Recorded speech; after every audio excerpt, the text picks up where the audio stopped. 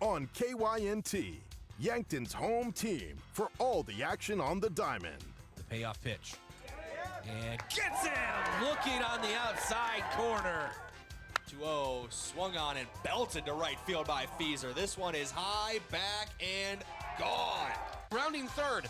There will be a play at the plate. The slide. He's safe at home. This broadcast is brought to you in part by Hy-Vee, Larry's Heating and Cooling, Rhonda Westland State Farm Insurance, Ben's Brew Station, 1919 Root Beer, Fairfield Inn and Suites and the Holiday Inn Express in Yankton, Triple Time Rudy's, Roy Wilcox State Farm Insurance, South Dakota Office of the Attorney General, Vision Real Estate, Missouri River Associates, First Chiropractic Centers, First Dakota National Bank, the UPS Store, Conkling Distributing, SWAT Chiropractic and Rehab, Avera, Mayor Signs, Vision Care Associates, Truxedo, MT and RC Smith Insurance, Olson's Pest Technicians, Parker Hannafin, Midwest Insurance Agency. Now we go live to the action with SDBA and NSMA Sportscaster of the Year award winner, KYNT Sports Director Bryce Ladwig.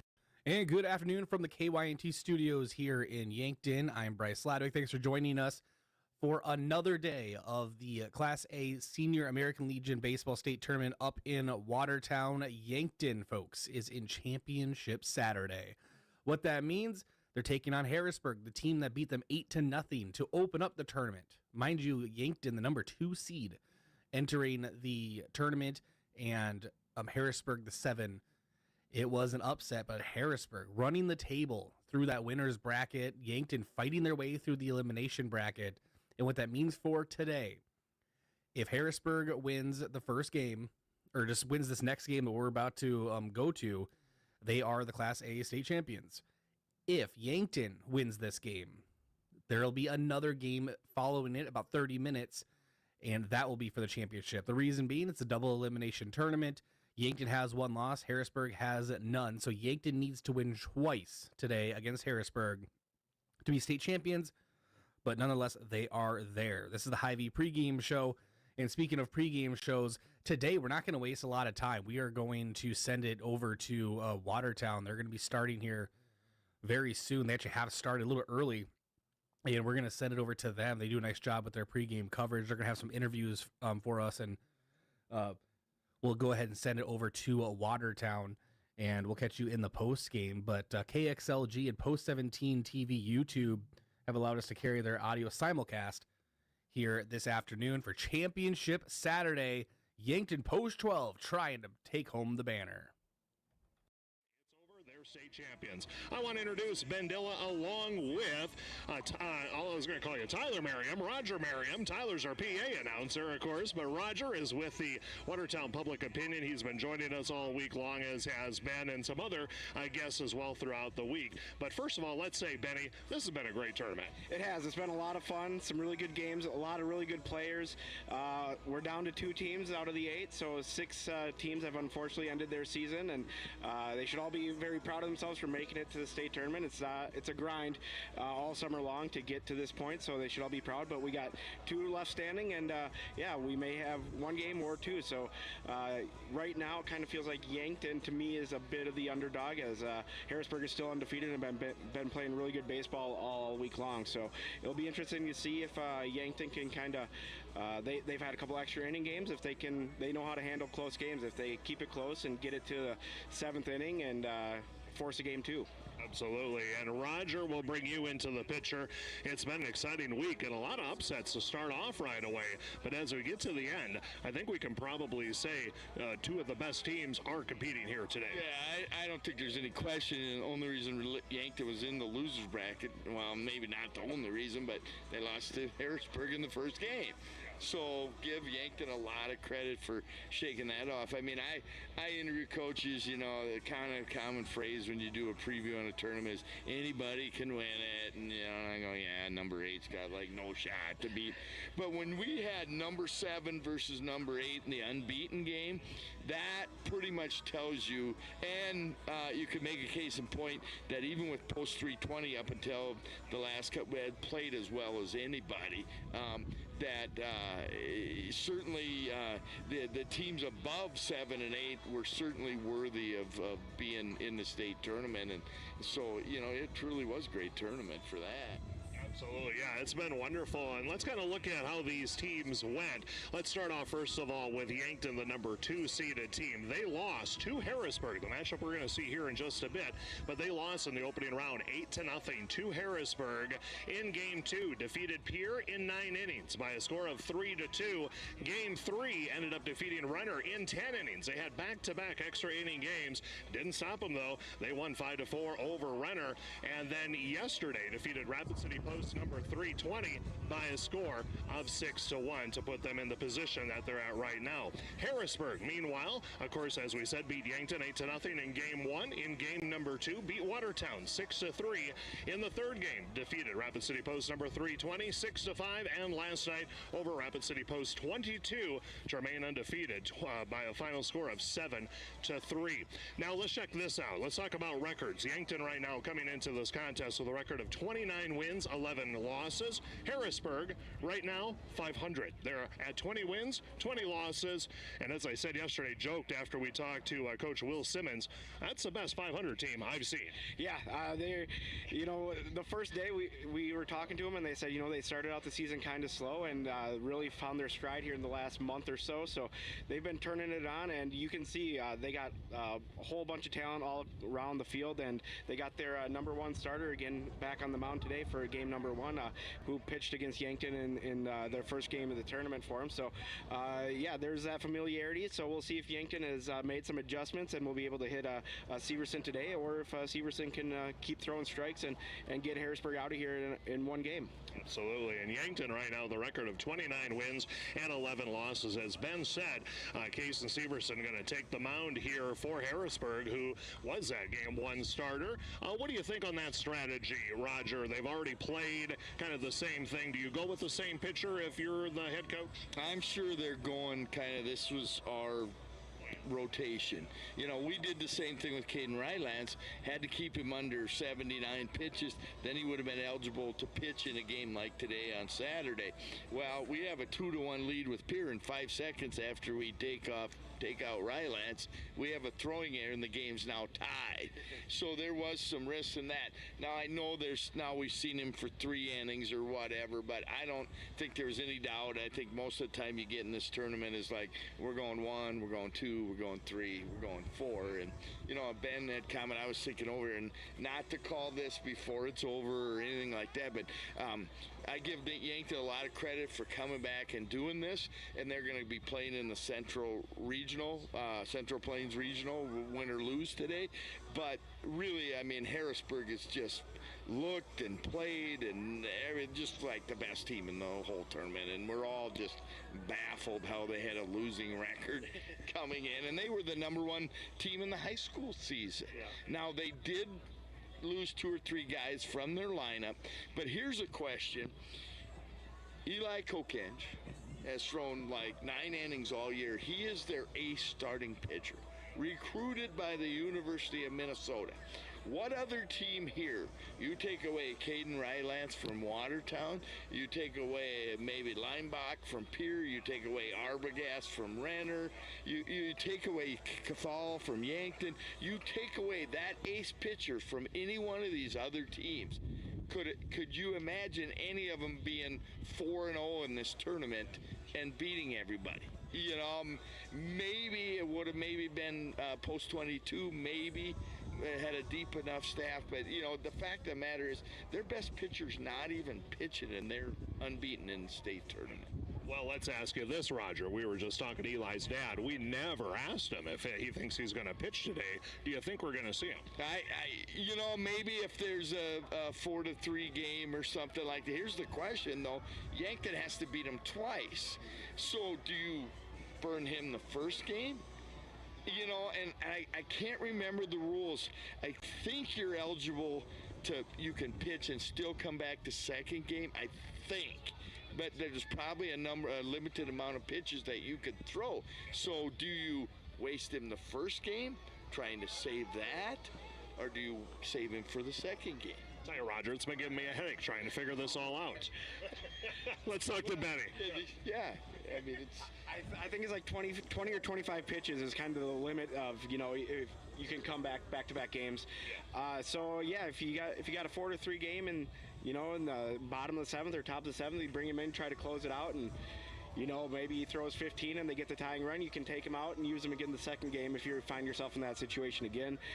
So I got to believe all options are on the table to try to, walk out of here with the trophy. And, I wouldn't be surprised to see him in a spot, whether it's close out a game or maybe, the second game if it comes down to the wire, get him in there. Also, we talk about Harrisburg. You got Noah Boucher, great at the plate. You got Rylan Bowe, good pitcher, and Safransky. I mean, they got a lot of players. But let's talk about Yankton a little bit. Benny, they got some real good talent, too. Yes, they do. Beck Reichen has been an outstanding pitcher. We have Cale Gary's come in big spots and helped him out off the bench. And then Tate Bestie's had a really good tournament as well, pitching in center field and at the plate as well. So, yeah, they're the number 2 seed for a reason. I mean, they definitely earned that seed, and, I think maybe they were a little shell-shocked by Harrisburg game 1, but I definitely don't see them backing down or rolling over by any means. I think they'll literally come out swinging here today and give Harrisburg all they can handle. Absolutely. Plus, they also have the high school player of the year going back to the high school season, Samuel Goki. I mean, it's a lot. Yeah, they got a lot of really good players, and they have a very good baseball program, and part of it is, the things that Mount Marty have done too, and they turfed their field many years ago, and when I was a kid, I don't even remember if we played Yankton that much, and if they did, they certainly weren't a team you worried about in the state tournament, but their program is vastly, they're just a good baseball town, and a good athletic town, but really a good baseball town. Absolutely. You're watching the KXLG pregame show, getting ready for starting lineups here in just a bit. But let's talk about this. We talk about college commitments. You have 6 for each team. For Harrisburg, Eli Kokenge going to Minnesota. Kason Severson has committed to Augustana. Darren Safransky to Augustana. Noah Boucher, Iowa Central. Rylan Bowe going to Dort. And Michael Oakland going to Mount Marty. And then for Yankton, they have Matthew Sheldon, Mark Cothel, Kalen Gary, Owen Wilson, Issa Nelson, and Frankie Inveld, all committing to Mount Marty. That's a lot of college kids. That is a lot of college kids, and some really good programs too. So I mean, it's not that they have earned that, and we'll see a lot of talent on the field all over, whether it's pitching, batting, or in the shortstop, third base area. Well, after kind of a warm week where we saw some spitting of rain and stuff, it feels like fall today, Roger. Why are you wearing shorts? Just because I was done umpiring for the season, Mother Nature thought we'd make it cool enough to not sweat too much. There you go. We had a couple of weeks of not too good with humidity and heat, and of course it's South Dakota, but I mean this has been good. The last 3 or 4 days, really nice. Well, coming up, we'll have KXLG inside the game at about the bottom of the 4th inning, and I'll be talking to Tournament Director Ryan Neal, kind of wrap things all up and say some thank yous, and I just can't express enough the great comments that we've heard from everybody across the state of South Dakota about the whole tournament, the broadcast, everything. We greatly appreciate everybody tuning in. The numbers have been outstanding, and hats off to Watertown. This has been a real work of love with a lot of hours for a lot of people, Ben. Yes, it has. And, it's not too late. If you're in or around Watertown, you can get down to the stadium and watch some really good baseball today. Not a bad seat in the house. And if you can't make it, thank you for joining us here on Post 17 TV. And, hope you've enjoyed our presentations all week. It's been a great pleasure to join you, Jeremy. Thanks for including me. And great team working with Ryan Remmers and his whole team. It's been a great experience this week. Yeah, even Roger. Sure. Well, thank you for having me. We should mention the B tournament. The State B Legion tournament opened yesterday in Millbank. Of course, Millbank is the birthplace of American Legion baseball. 100 years. Yesterday, I'm trying to remember all the winners. Clark lost 1-0. Clark-Will Lake lost to Del Rapids. Winter Cologne won. Parkston won. And Scotland Menno I think it's Scotland, Menno, Freeman. Don't forget Freeman. Freeman, Canastota. They beat host Millbank. So today I know that Clarkville Lake and Groton, two kind of area teams, are playing each other in an elimination game. And then Millbank plays, and then we'll have the winners bracket games tonight. And that looks like a tournament that could really kind of go like this one did, with a lot of different possibilities happening. Could this have gone any better? Celebrating 100 years of baseball here in South Dakota, with the tournaments going on Class B in Millbank and Class A here in Watertown. So that's pretty awesome. So thanks for everybody checking out the pregame show. I hear Tyler getting ready here, so we'll turn it back to the booth here for the KXLG pregame show. I'm Jeremy Haribolt, Roger Merriam, and Ben Dilla. We'll see you later.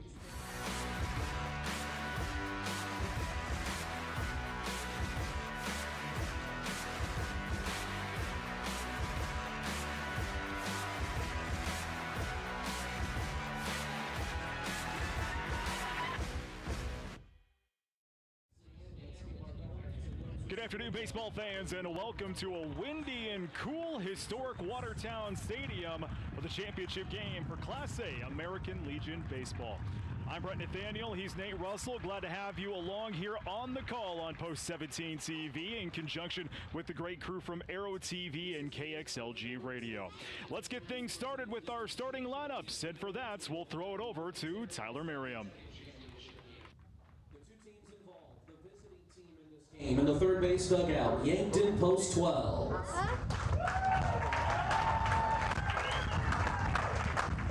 And the home team in the first base dugout, Harrisburg, post 45.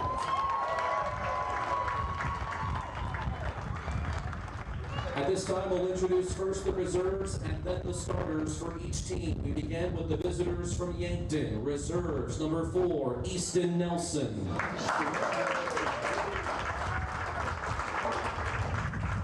Number 7, Chase Cooley. Number 8, Kale Geary. Number 12, Frankie Intveld. Number 19, Mark Cottle. And number 23, Cohen Zarbach. The batting order for Yankton, leading off and playing third base, number 11, Sam Goki. The designated hitter, number 18, Matthew Sheldon. Batting third, first baseman, number 5, Easton Feeser. The cleanup batter, catcher number 22, Gavin Johnson. Batting fifth, the shortstop, number 2, Beck Reichen. Hitting sixth, the second baseman, number 3, Owen Washon. Batting seventh, center fielder, number 25, Tate Bestie. Batting eighth, the left fielder, number 10, Trey Sager. Batting ninth, right fielder, number 1, Evan Sirk. And the starting pitcher, number 9, Boston Frick. Assistant coaches, Trey Creer and Peyton Mueller, and the head coach at Yankton Post 12, Drew Lawrence.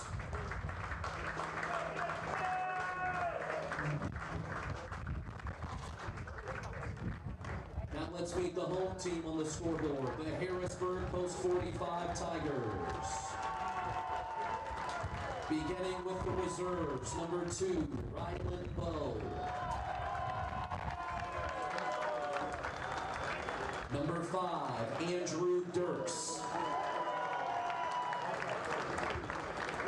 Number 8, Gabe Long. Number 9, Jared Hawthorne. And number 17, Cade Weedy. The batting order for Harrisburg, leading off and playing third base, number 12, Eli Kokenge. Batting second, first baseman, number 16, Noah Boucher. Batting third, the designated hitter, number 15, Bryson Esser. The cleanup batter, shortstop number 7, Ethan Beek. Batting fifth, right fielder number 10, Tayton Muntz. Batting sixth, the second baseman number 4, Griffin Schlopkohl.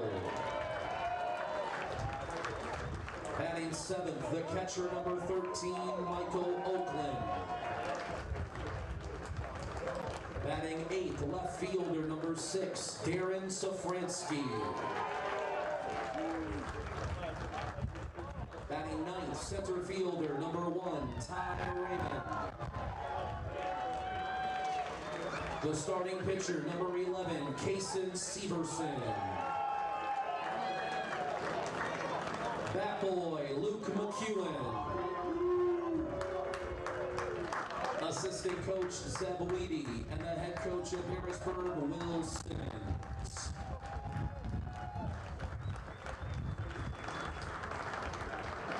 The individuals administering our state championship Saturday from the South Dakota State American Legion Athletic Commission, Randy Miller, Bo Garcia, and Elton Bleemaster.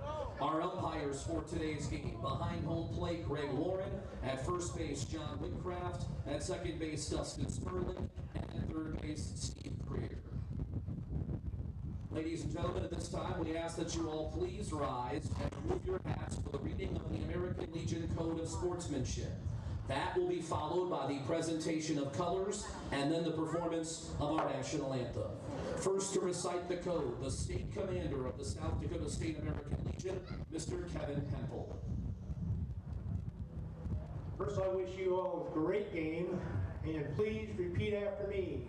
I will keep the rules, keep faith with my teammates, keep my temper, keep myself fit, keep a stout heart in defeat, keep my pride under in victory, keep a sound soul, a clean mind, and a healthy body. Congratulations and good luck to both teams. At this time, we will have the presentation of the colors by Watertown American Legion Post 17. We remind everyone to please remain standing and honor the colors after the singing of our national anthem until they have been retired.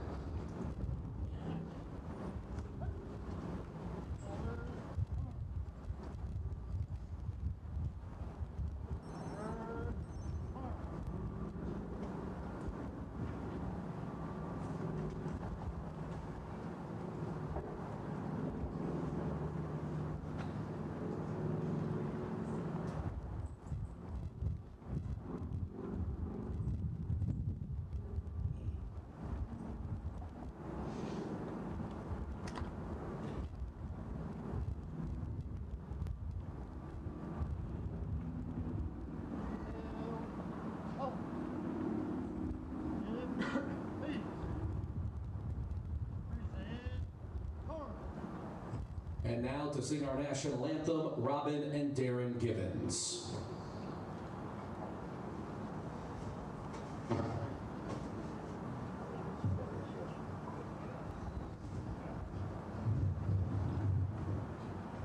Oh, say, can you see by the dawn's early light what so proudly we hailed at the twilight's last gleaming, whose broad stripes and bright stars through the perilous fight o'er the ramparts we watched were so gallantly streaming, and the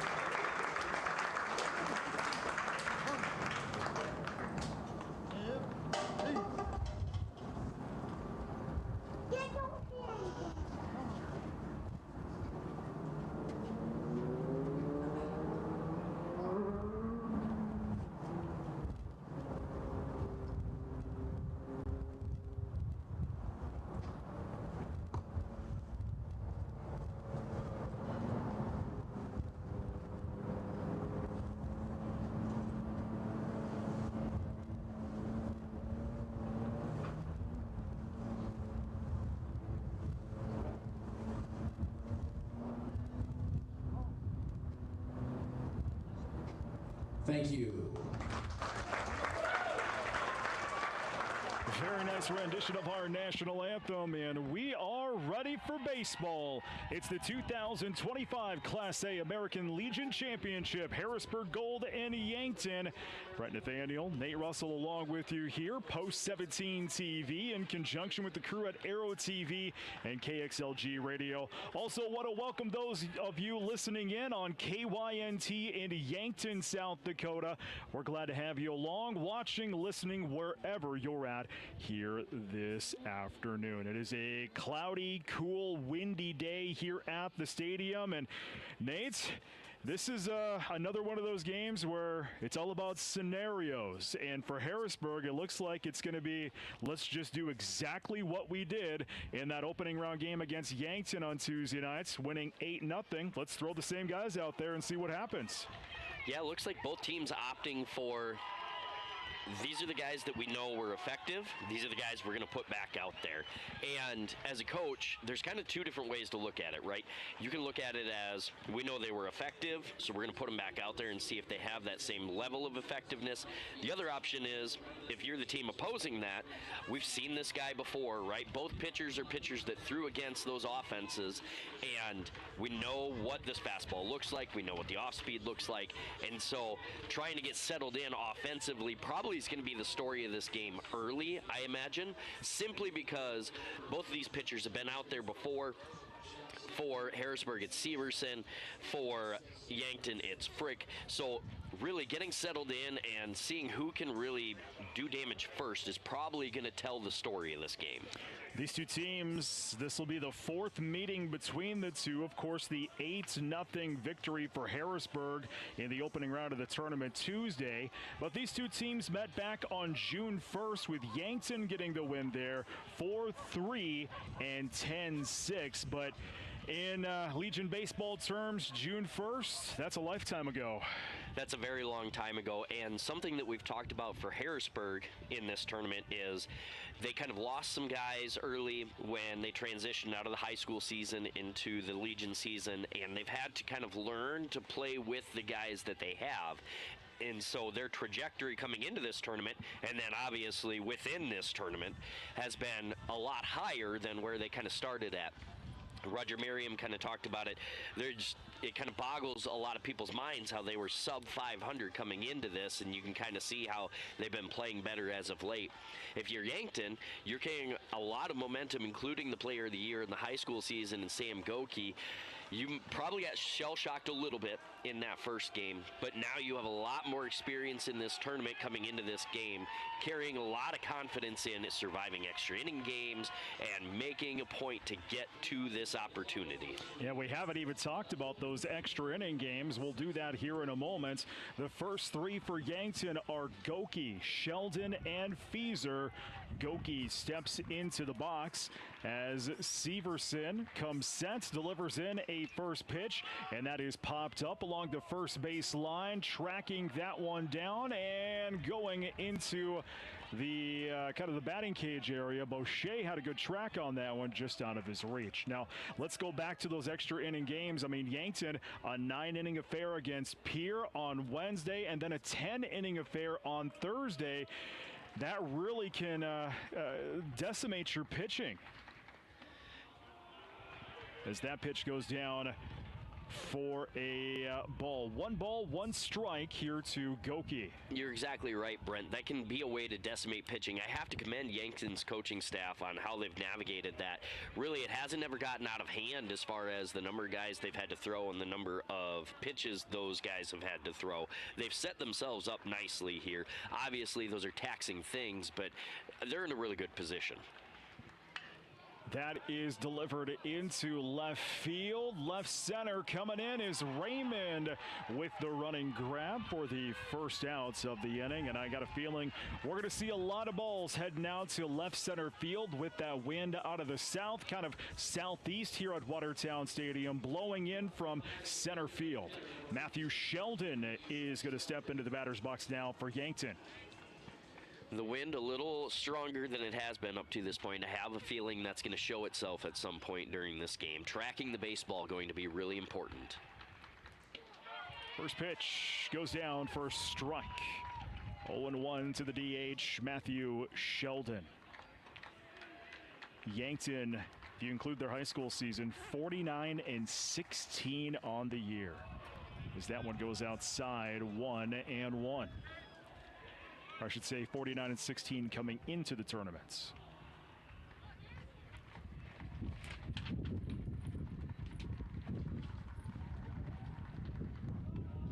So that record makes them, what, 52-17 going into today. And I think that's something, if you're Yankton, you have to kind of lean on, is we're a really good baseball team.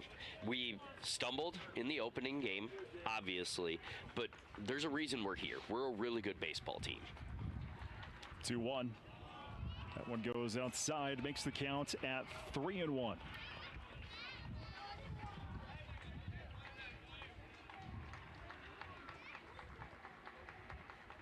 Severson fires in, and he'll fire in a strike to make the count full at 3-2. Yankton wins this one. We play an extra game about 4 o'clock this afternoon. If Harrisburg wins, they are the champions. That one's low for ball 4, so Yankton will get a man on here in the first. To the plate now for Easton Fieser, and you know, even though if Yankton were to go on and maybe lose this one, or Harrisburg go on to lose this one, both these teams have really won, being the South Dakota representatives to the Central Region Tournament here next week. And we talked about that a little bit yesterday, Brent. Obviously, that's an amazing accomplishment to be able to go do that kind of thing and represent South Dakota in that way. But ultimately, you didn't play all those games this summer to go then play a Central Plains Regional. You played all those games this summer to come here and win today. Central Plains Regional, August 6th through the 10th up in Fargo. 1-0 the count here to Fieser, as that is a ground ball foul down the first base line. 1-1 the count here to Easton Fieser with 1 away. Top half of the first inning, scoreless between Yankton and Harrisburg. And I think one of the things that's awesome about that Central Plains Regional is you get to go play teams that you don't typically see on a regular basis, and you get to play teams that perhaps approach game differently and really get to experience playing somewhere. I mean, obviously Fargo not that far away from us, so for example Yankton and Harrisburg maybe have traveled there to play, but places you wouldn't normally go sometimes. 2-1 count here to Fieser, and that'll even up the counts at 2-2. Won't be surprised if we get a runner in action here. See Sheldon maybe run on this pitch. Did he go around? He did. They're going to ring him up. Strike number 3. Fieser will strike out and be the second out of the inning. To the plate is Gavin Johnson. Top of the first inning, scoreless between Yankton and Harrisburg. Matthew Sheldon on first bag, I should say, for Yankton. Really good pitch that time for Severson. Painted it to the outside corner. Had Fieser kind of out front, unsure of whether he wanted to try and put that in left field or not, and rung him up. First pitch takes a hop to Johnson for a ball. 1 ball, no strikes to the catcher, Gavin Johnson.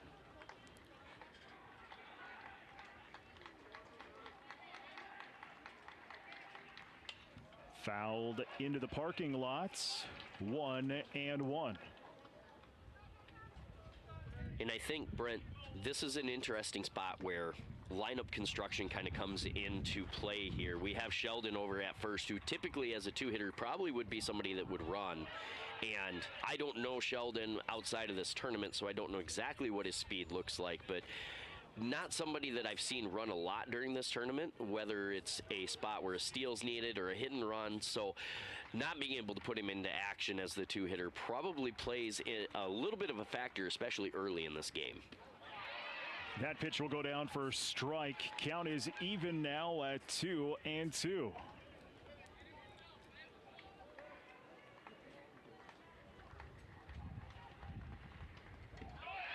Strike number 3. And Severson gets the K for the final out of the inning. No runs, no hits, and one left on bag. We're off to the bottom of the first inning, scoreless between between Yankton and Harrisburg. This is Post 17 TV. Midwest. This is the sound of grilling season. It's time to get back to cookouts, to gathering with friends and family, and making memories.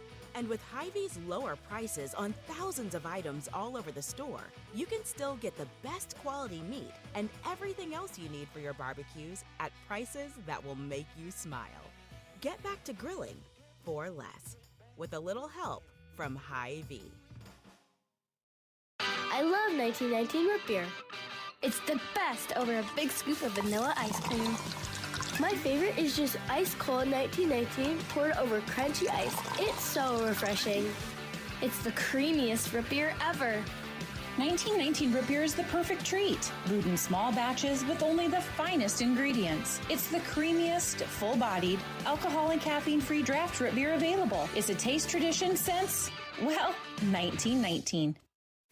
The Boathouse is for everyone. Axe throwing, mini bowling, shuffleboard, beanbag, golf, pool, and darts. Plus awesome food and drinks with lots of cold craft beers and other beverages. Some say the Boathouse is the most fun you can have on land. Trivia on Tuesday nights, music bingo on Wednesdays with live music on Friday night. This is downtown Yankton's fun gathering place for all ages. If you can't be on the boat or at a Bucks or Gazelles game, then it's the Boathouse.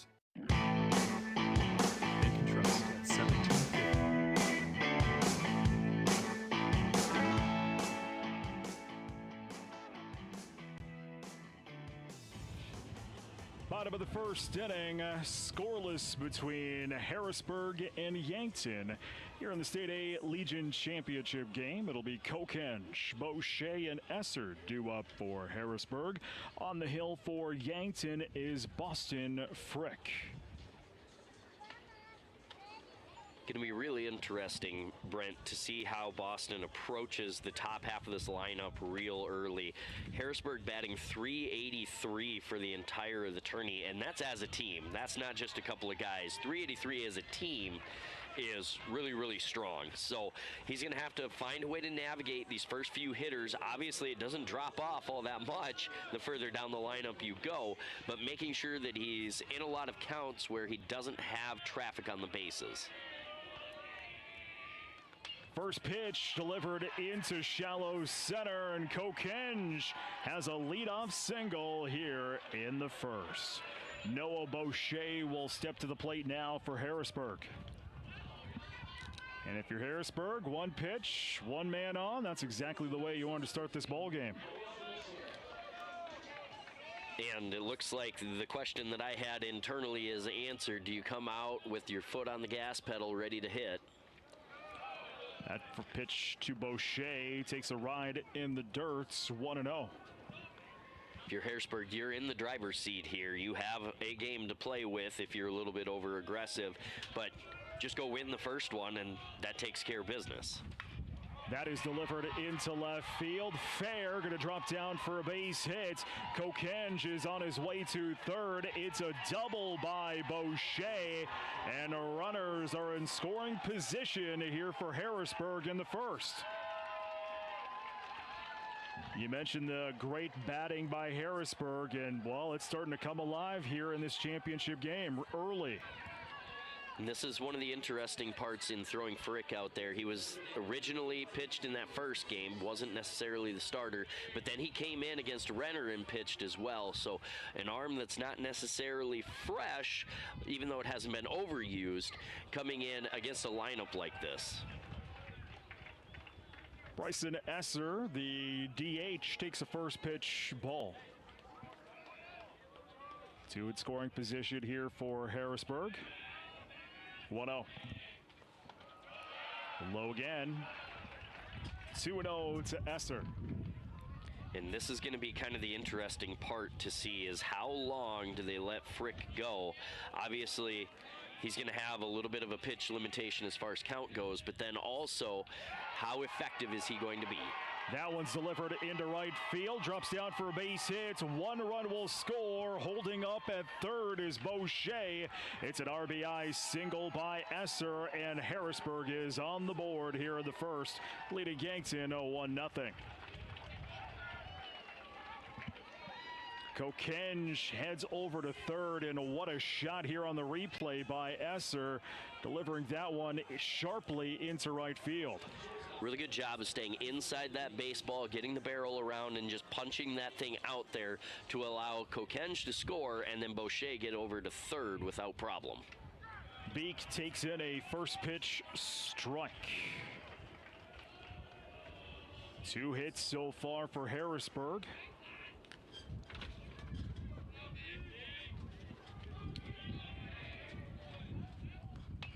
That is a ground ball. Picked up there by the third baseman. He'll make the out over at first. Goki to Feezer for the first out of the inning.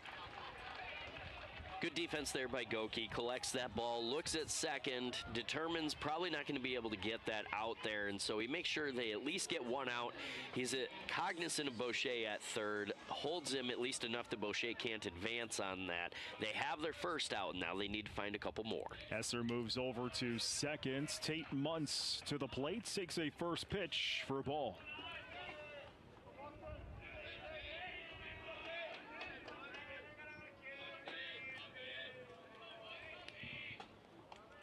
That pitch goes low, pops out of Johnson's glove, but everybody stays on bag. 2-0. That ball kind of gophered out of Johnson's glove, but not nearly far enough for anybody to be able to advance.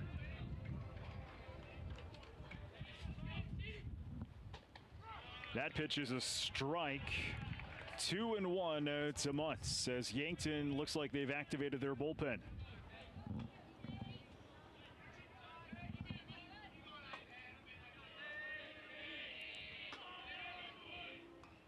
Ground ball through the gap, left field, base hits. It's an RBI single for Tate Muntz. 2-0 Harrisburg.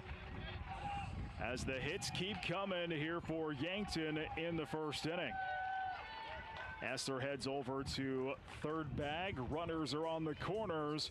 Griffin Schlopkohl now to the plate, the 6th batter to come to the plate for Harrisburg in the bottom of the first inning. It's 2-0 our score, Harrisburg Gold.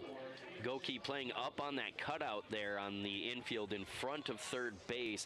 He took a dive at that one, and I thought maybe he might get a hold of it, but the ball a little too hot and got past him. First pitch to Schlopkohl goes outside for a ball. 1 ball, no strikes here to the second baseman, Griffin Schlopkohl.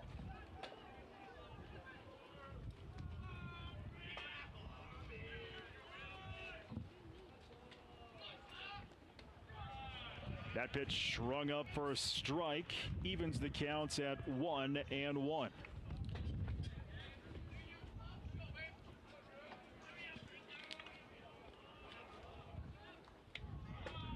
Strike again. 1-2, still just 1 away here in the bottom of the first inning. Schlopkohl electing to have a patient approach here. Now he's behind. He's going to have to find a way to hit this behind the runner at first, Muntz, and see if he can advance him. Big swing and a miss, as that one is called foul as it went off the end of the bat. So this one continues on with a 1-2 count. Good piece of hitting there by Schlopkohl to hang, find a way to get a piece, fight to the next pitch. Again, going to need to try and find a way to stay inside of this, hit it to that right side if he can. First objective is see if you can get it through. Second objective, make sure you stay out of the double play, and that can help push that third run across. Big swing and a miss, strike number 3, and the second out of the inning. To the plate is Michael Oakland, bottom of the first inning, 2-0 Harrisburg, and 2 on the corners here for the Tigers. For Oakland, now you're just looking to put something through the infield, trying to get that third run across. First pitch goes for a ball. 1 ball, no strikes here to Oakland. Good pitching by Frick there to navigate and make sure that you get a non-productive out of Schlopkohl. and help make sure no runners move up. 2-0. Frick at 18 pitches so far in this inning.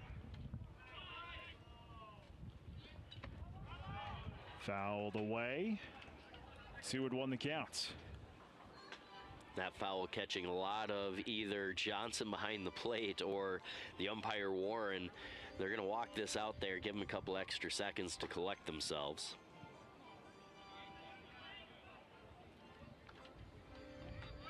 Everybody gets back, and we play on with that 2-1 count. Popped up and will go foul into the parking lot. 2-2. This another spot again, runner at first. I wouldn't be surprised if we see Muntz maybe take off here, trying to get some action, see if he can draw a ball. Chase that one, and that'll go foul. Count is still 2-2. Coach Simmons electing not to put Muntz in motion there, so trusting Oakland to be able to find a way to get this ball into the outfield.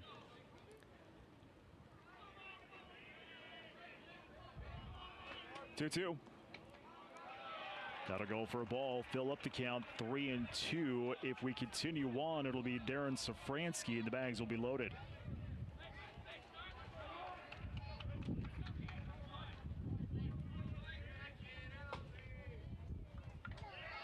That pitch gonna go down for a ball, and the bags are all loaded up, and I believe we might see a pitching change here for Yankton. Doesn't look like the bullpen's walking out that way, so I think this is just a discussion to settle Frick in. That pitch bounced away from the catcher. The umpire came out hands up, calling that a hit by pitch officially. No opportunity to advance for the runner from third. So this discussion, Brent, probably just a matter of, hey, you've only allowed 2 runs. You need 1 out, and then we can just limit it there and get us back in the dugout. You're in the neighborhood of 20-ish pitches, and that's probably not something that you bring up to the pitcher at that moment, but you have a way that you can navigate out of this. We just have to make sure that we buckle down and find a way to get this last out. Darren Safransky to the plate. Bags loaded, 2 away. First pitch. Gonna go outside for a ball. 1 ball, no strikes here to Safransky. And if you're Coach Lawrence, that's not the first pitch you wanted to see. You'd rather see him be working ahead. That one kind of non-competitive, just low and away. Strike. 1-1. Esser on third. Muntz on second. Oakland on first. If you're Frick, you're probably trying to throw something probably a little bit elevated above the hands, see if you can get him to chase. Strike.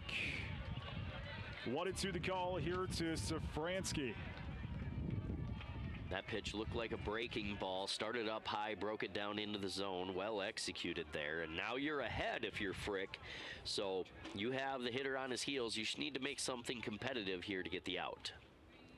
Chase that one low. Strike number 3, and the final out of the inning. Harrisburg sends 2 across and leaves them loaded. We're off to the second inning. 2-0 Tigers. This is Post 17 TV. When the summer heat is on, make sure your cooling system is up to the challenge. Kaiser Heating and Cooling has the right solution for your home or business, whether it's a high-efficiency air conditioner, geothermal system, or reliable heat pump unit. For over 77 years, we've been keeping Yankton cool with expert installation and service. Don't sweat this summer. Stay comfortable all season long with Kaiser Heating and Cooling, Yankton's most trusted heating and cooling professionals. Look at all the pictures of the resort you'd stay in every year. All you need to do is pay reasonable maintenance fees once a year. With any contract that you're signing, read and understand everything. What happens if you cancel? Can you get out of this contract? If you feel pushed into signing the contract, you need to stop and take a step back. If you have questions, contact the South Dakota Office of Attorney General's Consumer Protection Division at 800-300-1986. people are my people. Dreaming big, keeping life simple. Saving smart, living free. At Explorers Credit Union, you're just like me. We chart new trails, we stand tall. Together we rise, together we call. Credit Union people are my people, it's true. And I found my crew at Explorers CU. Federally insured by NCUA. Visit explorerscu.com to join the journey today.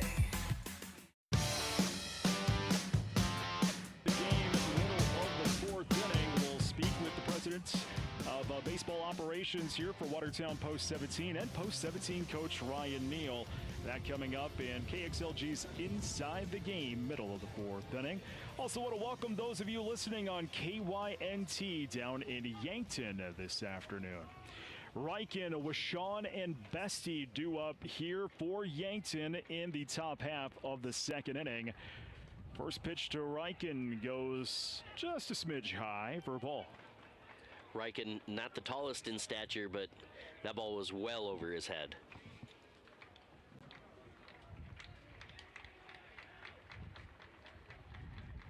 One-0. Delivered into left field. Safransky checking that one. Gets behind it. Closes the glove for the first out of the inning. To the plate is Owen Wishon for Yankton last half inning. No runs, no hits, and one left on bag. And that runner reached on a base on balls. And Brent, we kind of talked about this off air in between innings here. For Severson, 20 pitches. For Frick, about 30. I think 28 was the official count there. And just the difference in those pitches thrown as far as stress goes. But for Severson, having to fill up a lot of counts, good patience by the Yankton hitters so far, trying to work into where is the next arm going to come from Harrisburg. So that one relatively short at bat comparatively. 1-0. Makes it 2-0 on that pitch to Owen Wishon, the second baseman for Yankton.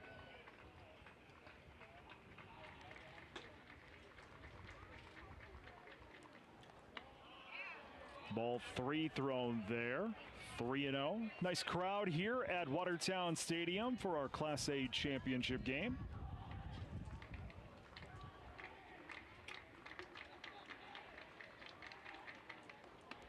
Outside, ball 4. That is a 4-pitch walk, and Wishon gets on here in the top half of the second inning. Tate Bestie to the plates now for Yankton. For Yankton, another free pass here. They had one walk in the first inning. Here's a walk here in the second.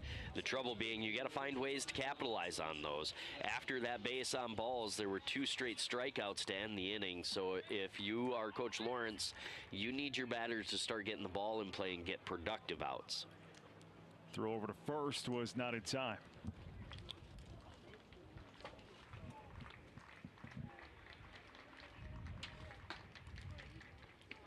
First pitch goes down for strike into Tate Bestie. Wishon, kind of a healthy lead over there at first. Probably what drew the throw over the first time around. And throws over there again. Out of time. Severson obviously taking note of that lead. He'll do it again, take that healthy lead off of first. 0-1 the counts. Here's the toss. That is delivered into right field. Coming on, shallow Muntz. He'll grab that one for the second out of the inning. To the plate is Trey Sager for Yankton. Good pitch by Severson there. It looked like he got Bestie kind of out front, and Bestie tried to slow the barrel down, but the hands kind of got out front, leading to that kind of soft fly ball out in right center. Caught the wind a little bit too. Wind coming in from out there. First pitch goes up high for a ball into Sager.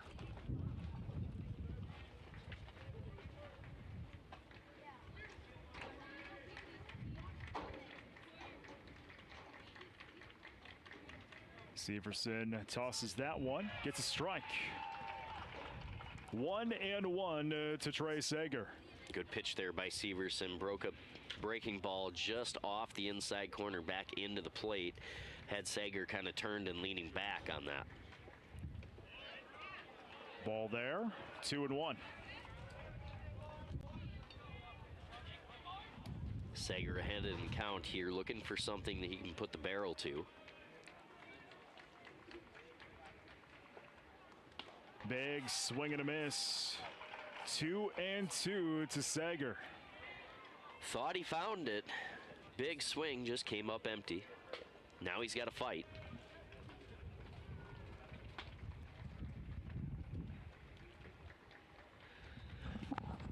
Two pitch. And big swing and a miss. Strike number 3. And the final outs of the inning.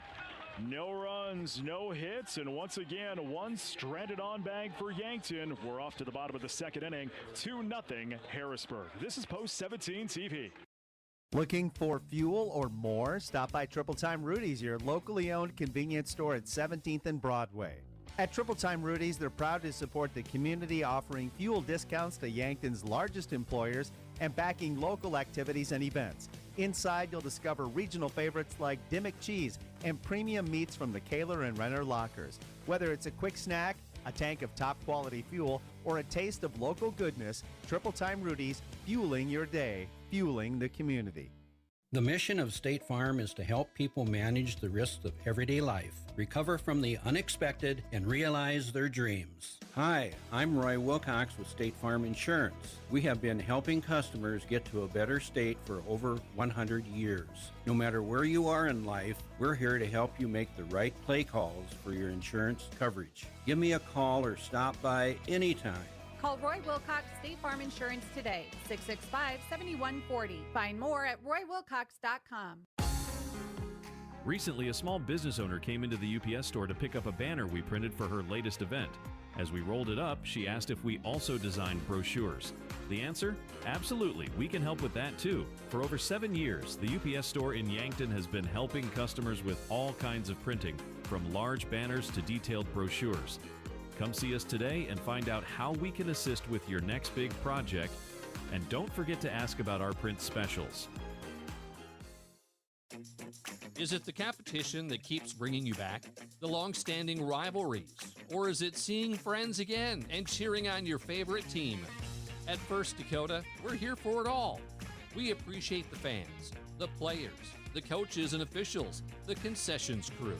The shared community experience is part of what makes life here great, and we're here for it. See you at the game. First Dakota National Bank, member FDIC. Out of those problems, though. Popped up, playable for the third baseman, right along the third base line, and Koki finds it to make the first out of the inning. One away, back up to the top of the order we go. Second time through the order, Eli Kokenge. Frick had 28 pitches coming into this inning. And that a 3-pitch out, so a good place to be. Now you've got back to the top of the order here with Kokenge.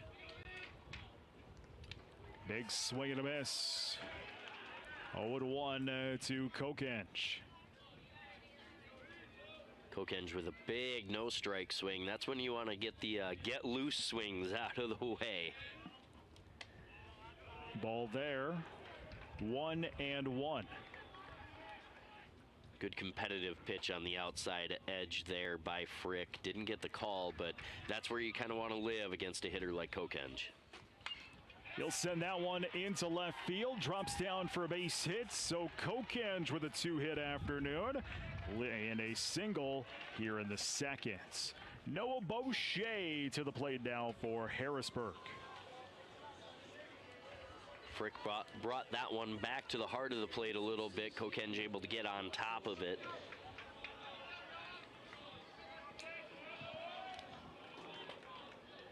Boucher into the box. First pitch goes for a strike.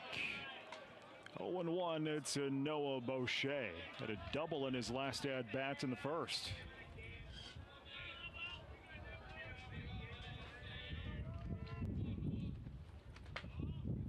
Ball there. 1-1 for the first baseman. I have a feeling Johnson got the impression Kokenge was going there. He stood up. That pitch might have been a strike, but as a catcher, when you stand up in front of the umpire, it's hard to get that call because it throws off everything that the umpire sees. That's going to be fouled off into the parking lots. 1-2 to Boucher.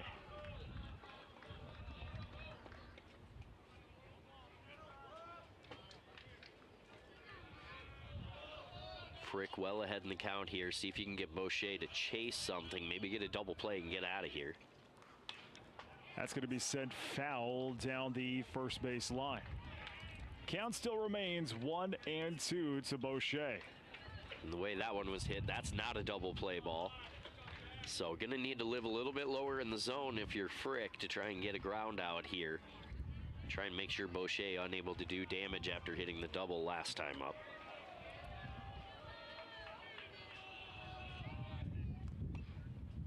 Fouled away. Count is still at 1-2 as Boucher continues to battle Frick.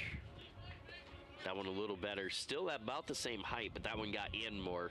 Boucher had a hard time getting the hands in and keeping it fair.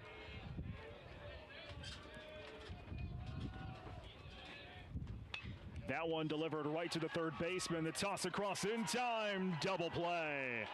What a great double play. Goki tossing it over to Feezer to end out this inning. As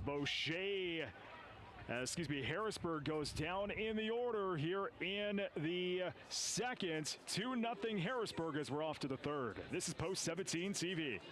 Dr. Ben Lancaster is now accepting patients at Yankton Medical Clinic. When it comes to orthopedic care, you want the highest level of specialists available. Dr. Ben Lancaster is joining Dr. Brent Adams and Dr. Jeremy Kudera, all 5-star rated orthopedic surgeons at Yankton Medical Clinic. When you visit YMC, you will see a board-certified physician immediately. No unnecessary referrals, no bouncing between buildings, just direct access to the orthopedic expertise your body deserves. Call 665-1722 to schedule with Dr. Ben Lancaster today. Buying your first home? That's a big moment. A happy, feel-good, when's the housewarming party moment. When you're ready to look for a home, start with a local FNBO mortgage lender. We're here to answer questions, personalize the experience, and share our expertise so you can focus on your search. Start your application and get pre-qualified now at fnbo.com. Your mortgage moment is just around the corner, and FNBO will be there every step. Visit our nearest branch or go to fnbo.com. FNBO is an equal housing lender. Are you on track to retire? I'm Adam Walter, a certified financial planner with Vantage Financial, born and raised in Yankton, South Dakota. My team and I pride ourselves on building trust through clear, honest advice tailored to your unique goals. From retirement planning to smart tax strategies, we'll create a personalized plan to help you feel confident and secure about your financial future. Visit vfplanning.com or search Adam Walter Vantage Financial to schedule a 15-minute call today. Vantage Financial Partners is a registered investment advisor. SEC registration does not constitute an endorsement of Vantage by the SEC, nor does it indicate that Vantage has attained a particular level of skill or ability. If you want a job where your work matters, you belong at Avera. Here, we've invested in our workforce because every Avera team member drives our health ministry forward, making a difference in lives and communities every day. We offer competitive pay, great health insurance, and even career opportunities. We're putting people first, including you. Search for local job openings and apply at avera.org/careers. And I'm just one man. I'm just one man with two cameras and a little itty-bitty switcher. And he goes, no, we're bringing in Aero TV to do the whole production. And I went, yes. I have said it over and over and over. You guys are the best high school stream in the States. It doesn't even come close to what other people are putting on across South Dakota, and it really is an effort. You have a lot of kids that help you out, and who are some of the kids that have really taken this week and have helped out Aero TV? Yeah, I guess the first two that I got to give a little shout out to are my own twin boys. As that is a grounder right to Schlupp call, tossing over to first in time for the first out of the inning. My twin boys, Carter and Parker, they're actually going to be juniors down at SDSU, and they started at Aero TV doing this while they were in high school for their last couple of years, and then now they do production work for Jackrabbit games down there for at SDSU. So it's been kind of a cool transition for them into college. To the plate is Sam Goki here for Yankton. One away, top of the third inning. Lots of other kids as well as been in and out, camera work. Who are some of the other names that have kind of taken this week and helped out? Yeah, Zach Bainan, I think he's going to be a junior this year. He's been our home plate camera operator for most of the week. He just had to hop on a plane and go to Jamaica for a family trip halfway through the day yesterday. So all the shots that you've had from center or from home plate or from Zach. That is sent into shallow left. Going to be just fair down the third base line.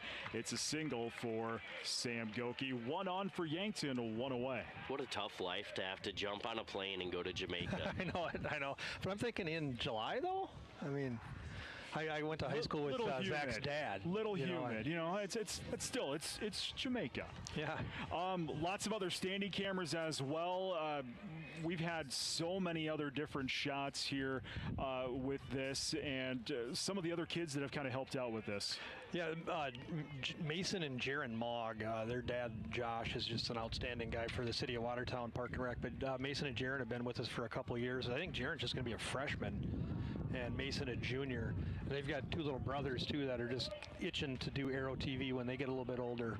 But they're just rock solid steady for us all through the entire school year. And when I put out the word to these kids, I was surprised in the middle of the summer that they were willing to give up a week to do this, but they were all looking forward to it. And we kind of got an A-team of kids running cameras and then doing some of the production stuff up in the booth here, which I can talk about here in a second too. And 2-0 to Matthew Sheldon as Severson tosses in, and that one is heading back, and almost grabbed there by Safransky. It'll be down at the wall. It'll be a double here for Sheldon. Goki heads over to third bag, and there's 2 on for Yankton. As you see here, that one just about gone, but Safransky able to kind of track that one down. It'll be Easton Feeser now here for Yankton with the tying run as sitting on second bag. It's been a full production as well in the back, running things like we just saw for the replay, camera switching, technical director. Who are those kids helping out? Yeah, so Conrad Pitkin, he's Marcus Pitkin from the Watertown team, his younger brother. He's just outstanding with stats. So when you're seeing the lower third graphic pop up ahead of each batter, he's populating, those kids' names, the players' names with their stats on the day. He's been doing that. Jonathan Gilbertson's been here in the evenings for us. He's got a normal job that he has to go to. He's a recent graduate of Watertown High School. As that's going to go for a ball. 2-0 here to Ethan Feeser. He's been running the score bug, which, believe it or not, it's a manual operation. Like that ball there to Feeser. Somebody's got to push a button to show that ball on the screen. Severson fires that one in. Goes down for a strike. 2-1. And then Austin Thompson, he's not a kid. He's a former police officer like me. I used to work with him at the police department. He's now with the IT department at the high school. And so he's been helping us in the evenings too, and helps us quite regularly with Aero TV productions. Fouled away. 2-2. We've seen the production here in conjunction with Post 17 TV. Of course, you can like us here, Post 17 TV on YouTube. Make sure you also like Aero TV on YouTube. And as a former AV kid, I took radio and television production in high school myself, did games and all that fun stuff for Aberdeen Central. It warms my heart to see that you've really kind of taken these kids, you've come up with the production, and it really warms my heart to see the kids doing this kind of stuff, because as an AV kid, it speaks to me, if you will. Yeah, and it's neat to see them go on and do this when they're in college too, because it's maybe it might not be the career path like you did, I don't know. Big swing and a miss. Strike number 3 for Feeser. Second out of the inning. To the plate is Gavin Johnson with 2 on for Yankton in scoring position. Brent Nathaniel along with Nate Russell and the matriarch with a post of Aero TV, Ryan Rummers. And talk a little bit about Aero TV as well. You started that, a few years ago. Was it 22 you started that? And it's just kind of blossomed from there. Yeah, it's got to be about then, 21, 22. It's whenever the Watertown Civic Arena added the Daktronics video board displays to their arena. We started out just doing live video in-house and graphics and replays and players of the video features of the players, the student athletes. And then eventually we thought, well, gosh, we got 4, 5, 6 cameras. We might as well push this out to YouTube. And so we kind of went from there and found a bunch of kids that were interested in doing that. That pitch goes high. 1-2 here to Gavin Johnson with 2 away and 2 on. Top of the third inning, 2-0 Harrisburg. Our goal is to try to put together something like you might see on a Midco Sports broadcast or an ESPN3 broadcast that the colleges do for, it might not be a Texas A&M versus Alabama baseball game on ESPN, but it's their middle of the week game that they do on ESPN3 that's produced by the colleges themselves. We try to match that because we feel that's attainable. So I think we've got four primary cameras here, which is about minimum to give good coverage of a baseball game. And then in addition to that, we've got a couple of auxiliary cameras like the one on the commentators and for the pregame, postgame stuff. 2-2 the count here to Johnson with 2 in scoring position. Severson fires in, and that one goes for a ball. Fills up the count at 3-2. What got you into doing this kind of production work? I knew nothing about any of this stuff. I mean, I'm an avid baseball fan. I played baseball, played all the sports in high school. But I just got kind of asked to help out with that video board, and it morphed from there. Strikeout there for Johnson, the final out of the inning as Yankton strands 2 here in the third. Ryan Remmers, will let you get back up to the booth. Thank you so much, and just an excellent job with everything this week. I can't say thank you enough for everything. We've had fun doing it. We're off to the bottom. Looking for the perfect place to get together with friends and family, watch the game, and enjoy some of the best wings in town? Make plans to visit Checkers Sports Bar and Grill. It doesn't matter what team you cheer for, your game day cravings are covered. Enjoy the action while you dig into mouth-watering wings, juicy burgers, and stacked sandwiches. Open Tuesday through Sunday, Checkers Sports Bar and Grill is Yankton's favorite spot for food, friends, and sports. Your game days belong at Checkers. Have a large group or event that you'd like to offer clothing for? JJ Benji's can make you look good. Instead of you taking orders, collecting money, and then delivering the clothing, let JJ Benji's handle it all. JJ Benji's will create an online store with the merchandise you want to offer. People order, pay, and then JJ Benji's will ship it. You just provide a link or QR code to the online store, and that's it. Contact JJ Benji's in Yankton for more information. I'm Colby Cookta, one of your Yankton Edward Jones financial advisors. We're all about financial investments, but we also value the investments of time, patience, and encouragement our young athletes receive from their coaches, teachers, and mentors. That's why I'm a proud sponsor of the Yankton Bucks and Gazelles on KYNT. Call 605-653-4860 or visit edwardjones.com for all your investment needs. I'm Colby Cookta, financial advisor Edward Jones Yankton, member SIPC.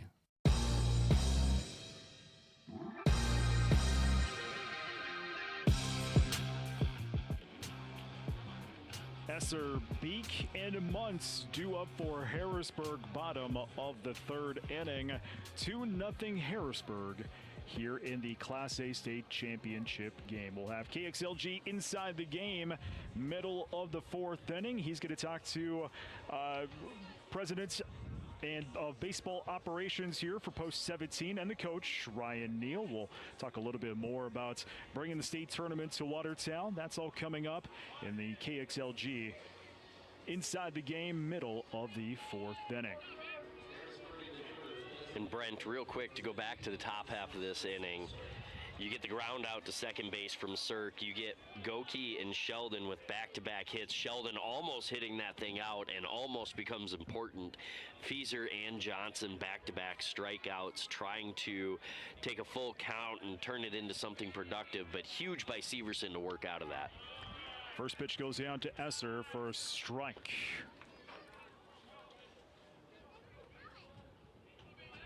40 pitches for Frick coming into this inning. Big swing and a miss. 0-2, and yeah, that last half inning, top of the third, that's one of those innings that if Harrisburg were to go on to win this one, Yankton might be looking at that half inning going, that was a big inning and we let it get away. Ball there, 1-2.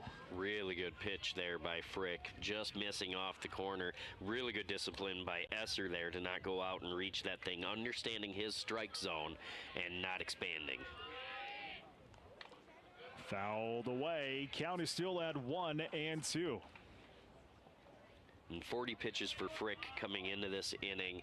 56 pitches to end the inning for Severson. It will be interesting to see. It doesn't look like Harrisburg's putting anybody out there quite yet, but I do see Kokenge over there doing some band work on the fence.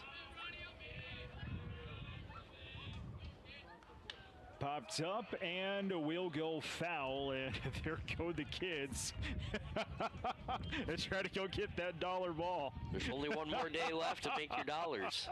Oh, there was about 6 of those kids right below that Watertown arrow sign there. That one went in the parking lot, and they all took off. 1-2. Delivered into left field. Sager tracking it, finds it for the first out of the inning.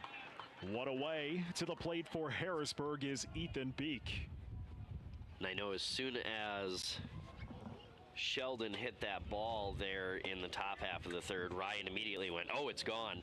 If it was a little warmer out, like a normal August 2nd, that probably does carry out. Heavier, cooler air here, wind kind of knocking things down.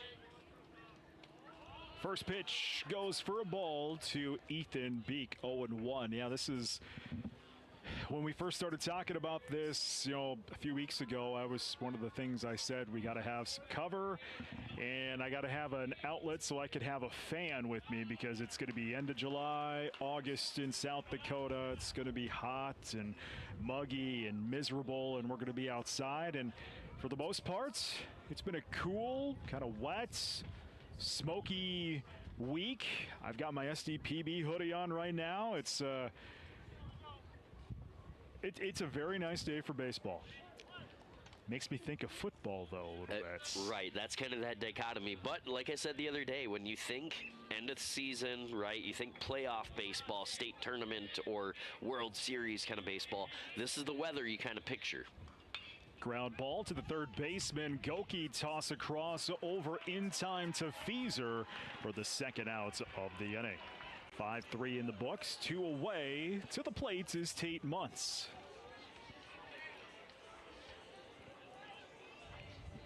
So far for Harrisburg, 5 hits, 4 of those in the first, where they got their 2 runs, stranded them loaded.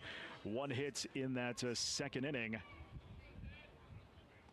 And Yankton got out of that inning on a double play ball at the end of the second.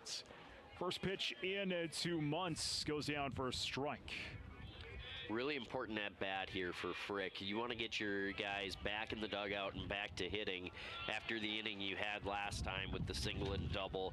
Try and build on that momentum. So being out here longer than necessary, not where you want to be for Frick. Attacking the zone here on a 1-1 count. Going to be important to try and get Muntz to do something with this pitch here.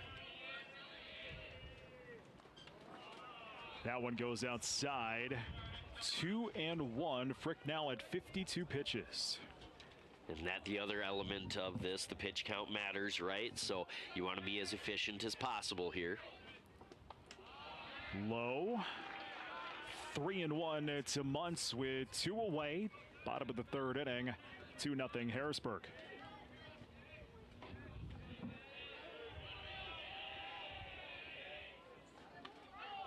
That pitch goes for a strike, fills up the count at 3-2.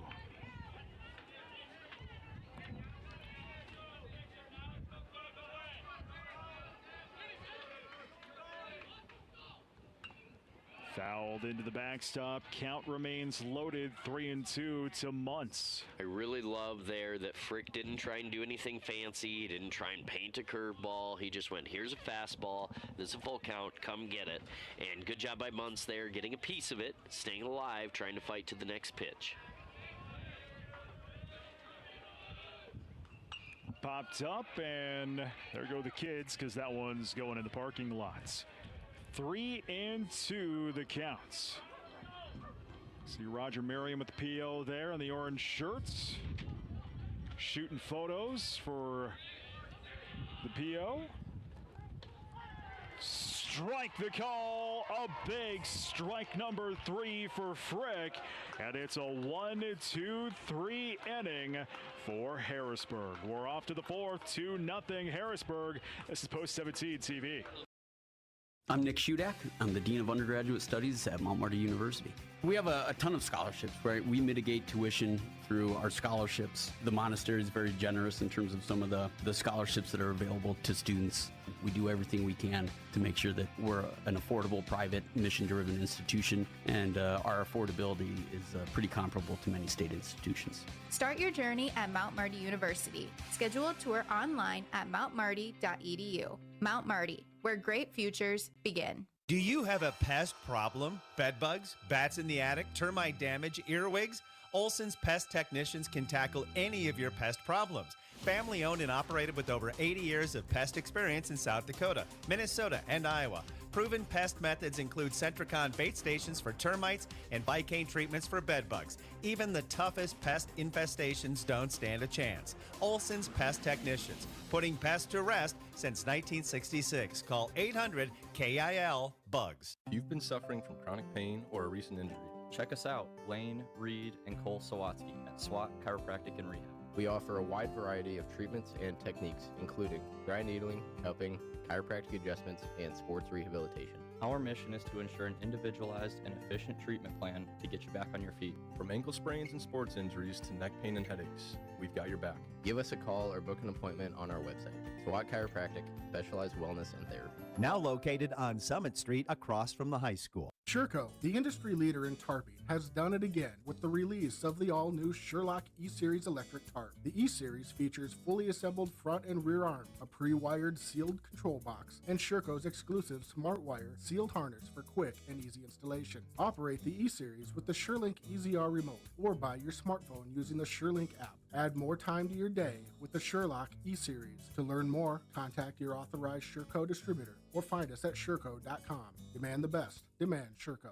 Button do you push? Obviously, like I talked about, Kendra's over there doing some game work. If you get a tie game, is that when he comes in, or do you just have him close it out?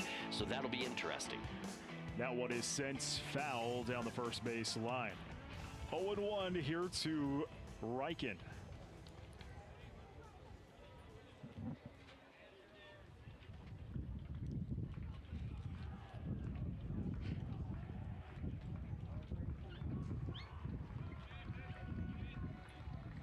Severson delivers in and delivers that one high.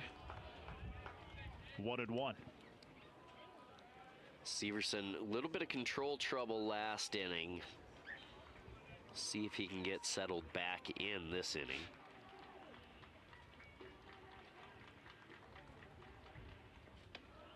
That one goes low. 2-1. And something else that's interesting so far for Severson's day, he's had a lot of full counts, a lot of 2-2 counts even. Really throughout this tournament, we've kind of talked about the efficiency of the pitchers, right? You have to be incredibly efficient with your pitch count to get to this point. And for Severson, there's no other day left other than the Central Plains Regional, but he's had a lot of heavy counts so far. 2-2 to Reichen.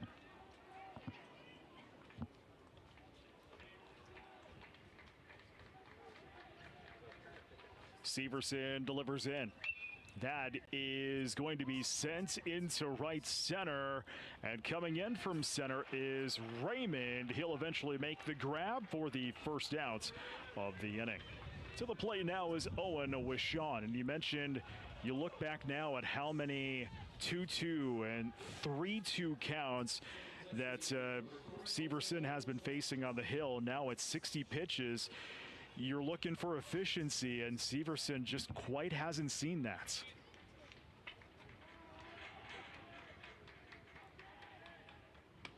First pitch goes down for a ball into Wishawn. And I think some of that is how Severson has pitched up to this point, but more than that, I think it's the approach that Yankton is taking at the plate, having some patience. Now on that last one, Riken got caught kind of out on his front foot and kind of lofted that one out into center, not quite driving it the way he would have liked, but again, he did a good job to fight to that 2-2 count.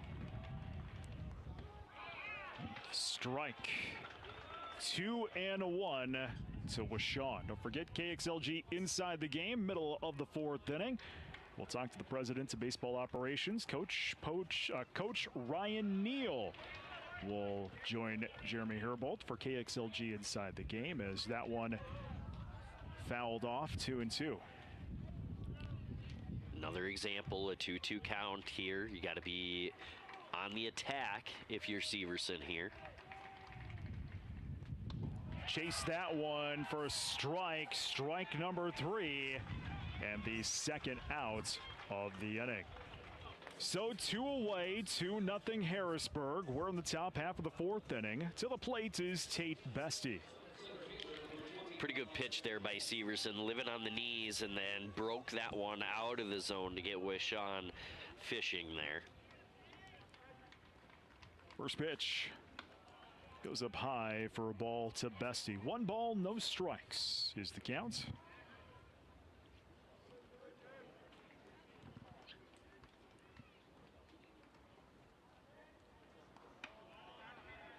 Ball there. 2-0.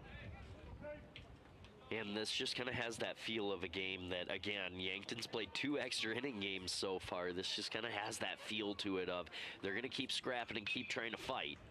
Ground ball, going to get through the glove of Beek, and it's going to be a hit here for Bestie as he will reach as Beek just unable to grab that one. Beek looked like he didn't take the right angle to that. It just kind of skipped past him. Depending on who the official scorer is, it did sound like to us that that ball hit his glove. That is grounds to make that an error, especially given the amount of effort he put into that when that was hit pretty close to right at him. The official scorer choosing to go with hit as opposed to punishment. Sager with a first pitch goes down for a strike.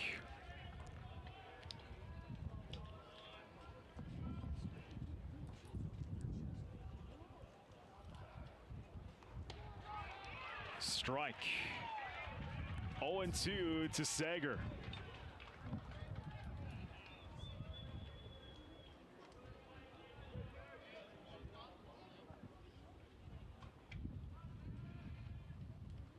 Severson fires in, and that one is going to fly into the parking lot. Count at 0-2. Healthy cut there by Sager.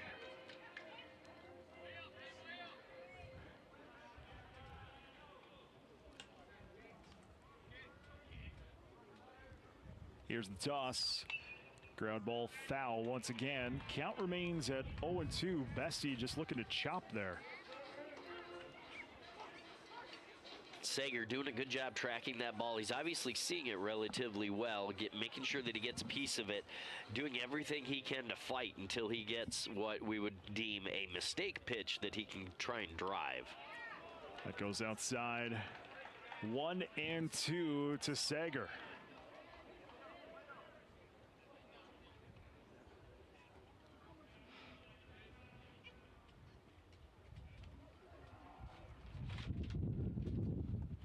Big swing and a miss, strike number 3, and the final out of the inning. No runs, 1 hit, 1 left on bag. We're off to the bottom of the 4th inning, 2-0 Harrisburg. Time now for KXLG's Inside the Game. Let's throw it over to Jeremy Herbold. Here's the deal, renters. When you combine State Farm auto and renter's insurance, you can save an average of $642. You heard me. So you get the right coverage for your car and stuff at the right price for you. State Farm agent Rhonda Westland and her team are ready to help you combine auto and renter's insurance and save. Call 605-665-4411 today. Like a good neighbor, State Farm is there. Average annual per household savings based on a 2019 national survey by State Farm of new policyholders who reported savings by switching to State Farm. Have aches and pains taken you out of your game? Sports injuries can happen quickly, posing threats to your health and ability to participate in your regular athletic activities. I'm Dr. Mackenzie Erlinson from First Chiropractic Centers. Chiropractic care can provide pain relief from sore and aching muscles and lead to faster recovery after workout by easing the inflammation you experience, like stiffness, pain, or restricted movement. Visit with us about managing your sports injuries. First Chiropractic Centers, making life better, one adjustment at a time. Hi, this is Larry from Larry's Heating and Cooling. Time for saving money is running out. There are rebates available on Lennox Signature Series systems of up to $1,800 until August 15th. Combine that with local utility rebates up to $1,500 depending on provider, as well as up to $2,600 federal tax credits ending December 31st. You can save up to $5,900. Call us today for free, no obligation quote, same-day financing. That's Larry's Heating and Cooling, your local Lennox dealer. Are you tired of sugary sports drinks that make you crash faster than your team's playoff hopes? Strike out thirst like a champ with Liquid Death. It's 100% mountain water, no sugar, no weird colors, no fake flavors, just pure hydration that's cooler than your walk-up song. Perfect for dugouts, doubleheaders, and post-game victory laps. Because swinging for the fences is easier when you're not running on fruit punch and regrets. Whether you're playing, practicing, or just pretending to stretch, grab a Liquid Death and crush your thirst with style. And cut off there by Rashawn. Toss over in time for the first down. What a great grab there by Rashawn to make the first out. Really good read on that baseball to understand the angle that you have to take at it, and then he sells out to protect Frick there. Cuts that ball off. Strong toss after getting to his feet. Really good play by Rashawn. To the plate now, Michael Oakland. First pitch, strike. 0-1 here to Oakland. And that, the kind of play where we talked about yesterday, Brent, when Muntz was diving all over the place. You go to make plays for your pitcher, not just let plays come to you when you play at this level of baseball. 1-1 to Oakland.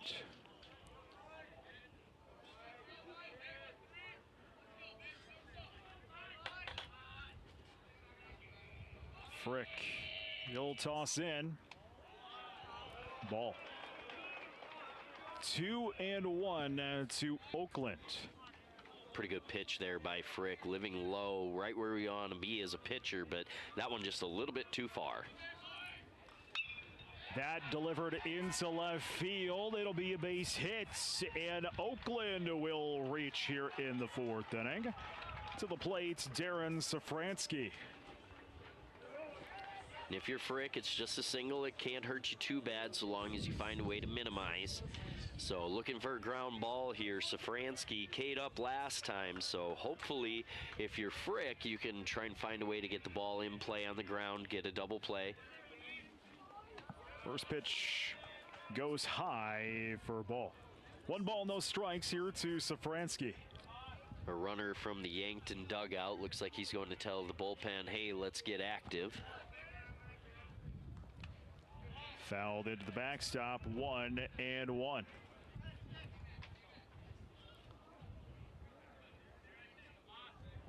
And probably not a bad idea. That single by Oakland, not softly hit. That was lined pretty hard.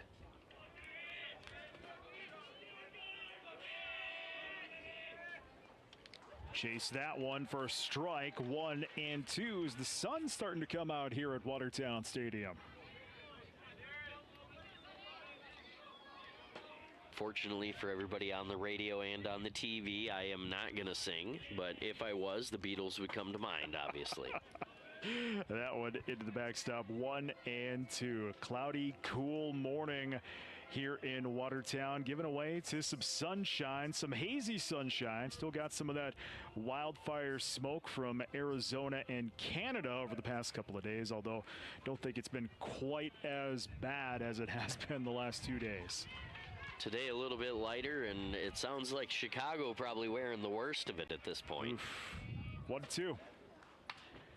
Popped up, left field, Riken comes off a short and makes the grab, the second one of the inning.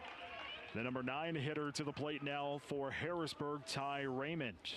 And on a play like that, typically you want your outfielder to go take that because he's the one running in as opposed to Riken who's running out there. But it looked like out in left field for Yankton, Sager didn't quite get the greatest jump. He did what outfielders are taught to do, which is take the first step back, but it looked like he didn't get a good read on it, and so he broke late in. At that point, if you are Riken, you just take that play then. We have to have the out regardless. Mound visit here to Frick, who is at 69 pitches. We're in the bottom of the 4th inning. 2-0 Yankton.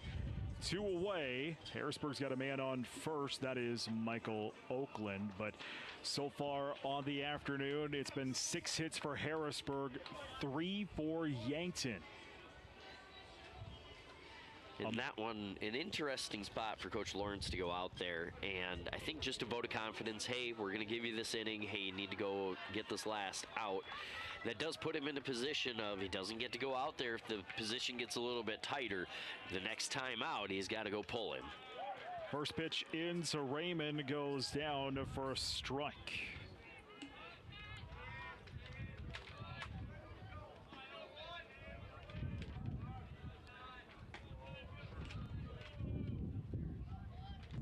That pitch goes high, 1-1.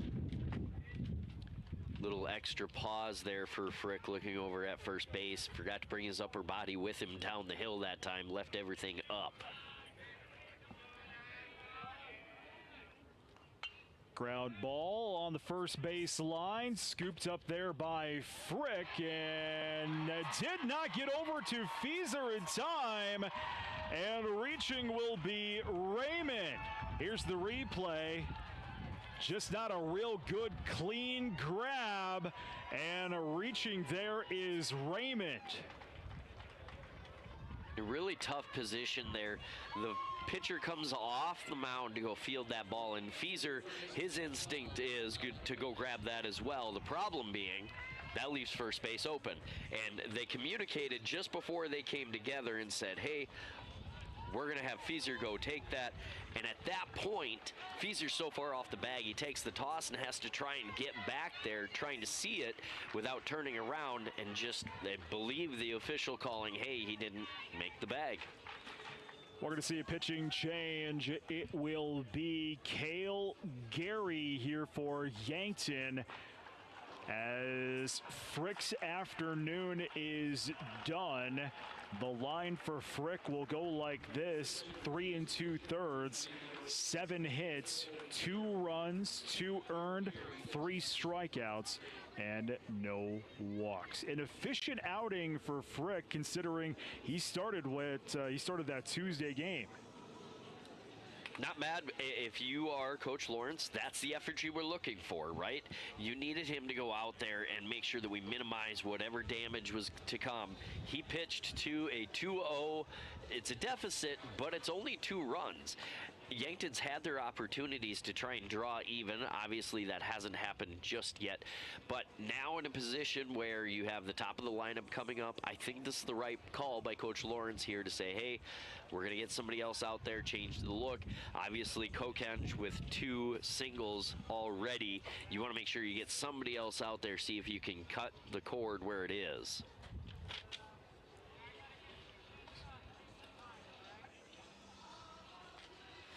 So Gary will step onto the hill here for Yankton with 2 away, bottom of the 4th inning. 2-0 Harrisburg with the lead.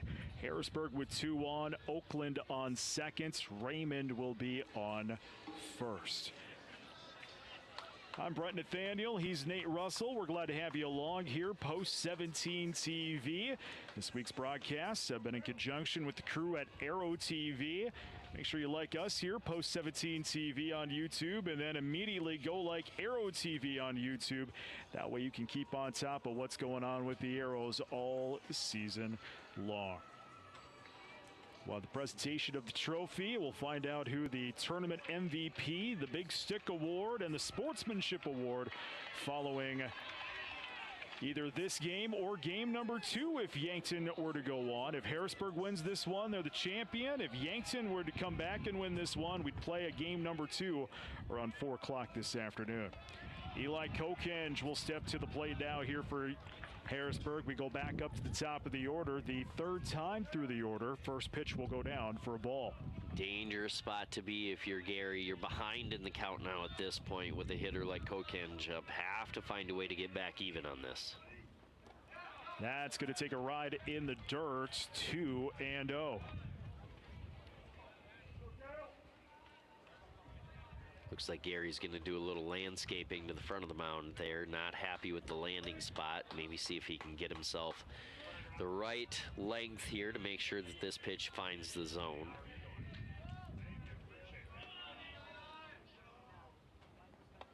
That one goes low, 3-0 to Kokenge. If we play on, it'd be Noah Boucher, and the bags would be loaded again for Harrisburg. Pitching around Kokenge, not necessarily a terrible plan, except for he's protected by Boucher next up. And I don't know if I would want to face Boucher with bases loaded. Going to take a hop in and get past Johnson, and everybody's going to slide over a bag. And it won't matter as that one is a ball anyway. So Kokenge will head to first, Oakland to third, Raymond to second. The bags are loaded for Harrisburg, and here comes Noah Boucher. So a tough 4 pitches for Gary coming in relief. And we've talked all tournament long about the difference in pitches with runners on and without runners on. This, an incredibly high-stress situation. Kale's going to have to find a way to battle. That's going to be delivered foul down the third base line. 0-1 to Boucher, 1 for 2 on the evening. Had a double in the at-bat back in the first.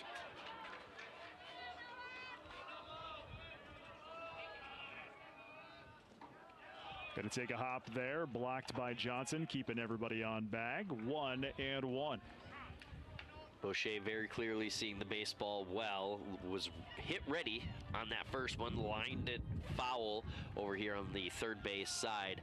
That pitch low, saw it all the way, never even got the bat off the shoulder. Strike.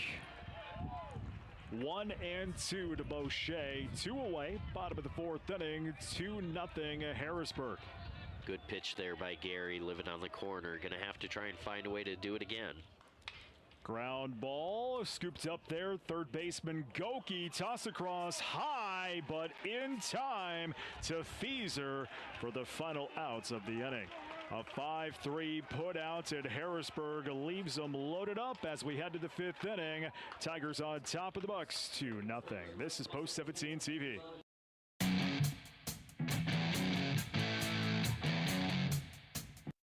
South Dakota football and volleyball season tickets are available now. The Coyote football team reached new heights in 2024, totaling 11 wins and earning an appearance in the FCS playoff semifinals. Bauman fires deep, got a man open. It's Jack Martins. He's got it. He's in. Touchdown, South Dakota. Volleyball continued their tradition of success, appearing in their 5th NCAA tournament. Join the fun and secure your seats at GoYotes.com. Ever have one of those days? Your car breaks down, your dog decides your couch is a chew toy, and oh yeah, a tree falls on your roof. Don't worry, Missouri River Associates has you covered.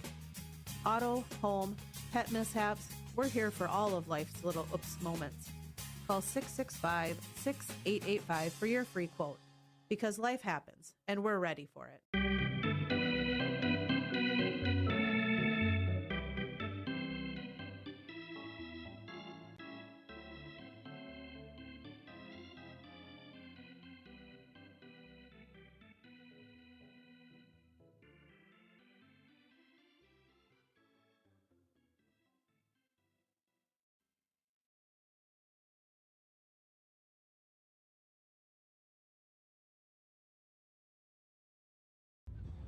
Top of 5 as Yankton will send Sarek Goki and Sheldon, the 9, 1, and 2 batters to the plate, trailing Harrisburg 2-0 in the Class A state championship game. Brett Nathaniel, Nate Russell, along with the crew from Aero TV and KXLG Radio. We're glad to have you along, and welcome those of you listening as well on KYNT in Yankton. Sarek, first pitch, going to take a hop for a ball as Severson at 75 pitches for Harrisburg.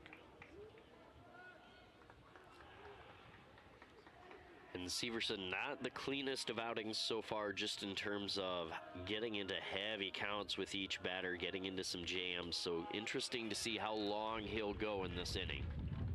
1-1 is the count to Sarek.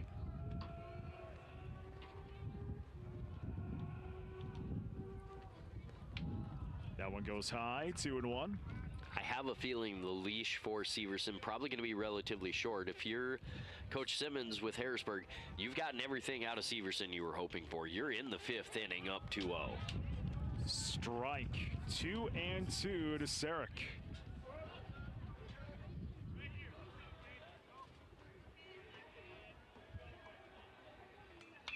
Popped up, playable for the infield. Schlupp call. He's going to find it for the first out of the inning. We go back up to the top of the order. The 3rd time through the order for Yankton, it is Sam Goki. Now, Yankton, they've had their opportunities. They just have not capitalized in this ballgame. And the last time Sam Goki was up is an example of that. Had a single. Sheldon hits the double. They have runners in scoring position and just unable to punch through. If you're Yankton, this is 3rd time through, and I think that's important because this is usually where most damage happens for an offense. First pitch into Goki. Goes down for a strike. 1-1 to Sam Goki. 2, 3, 4, 5 batters have been stranded on bag for Yankton in this ballgame.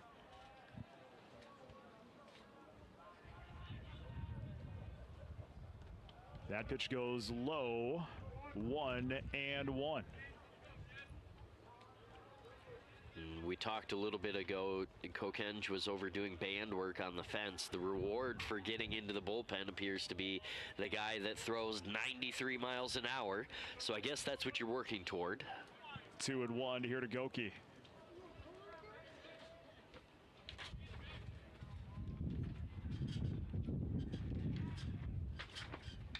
Ground ball right back to Severson. He'll toss it over to Boucher for the 2nd out of the inning.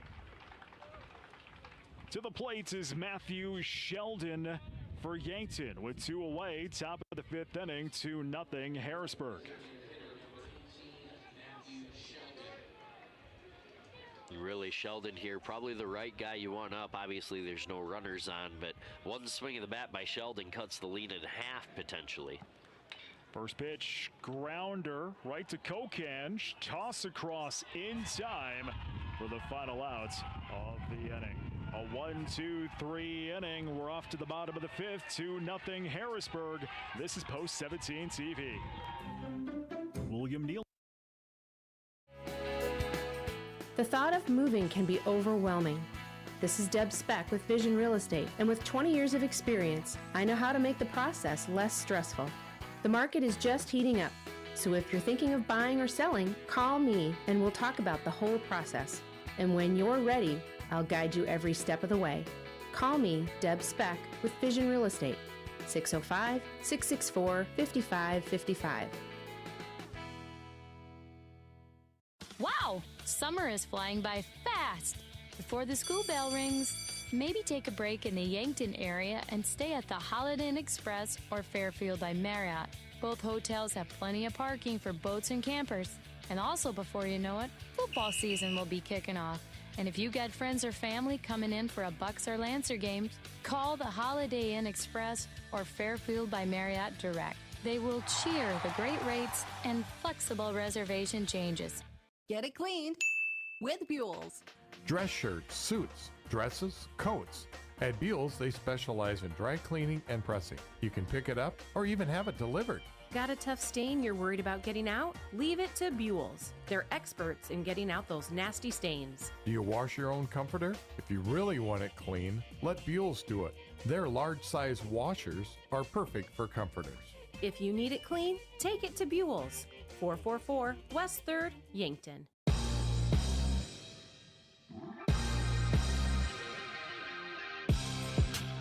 They got to find some way to get some runs here quick. Yankton, it's still the 5th. Baseball's a long game like that. Only 2 runs, so not insurmountable. If you're Harrisburg, you started with your foot on the gas. So far since then, you haven't found a way to break through again. You're hoping to put together something here to try and add a little more breathing room. First pitch goes into Esser for a ball. 1 ball, no strikes to Bryson Esser.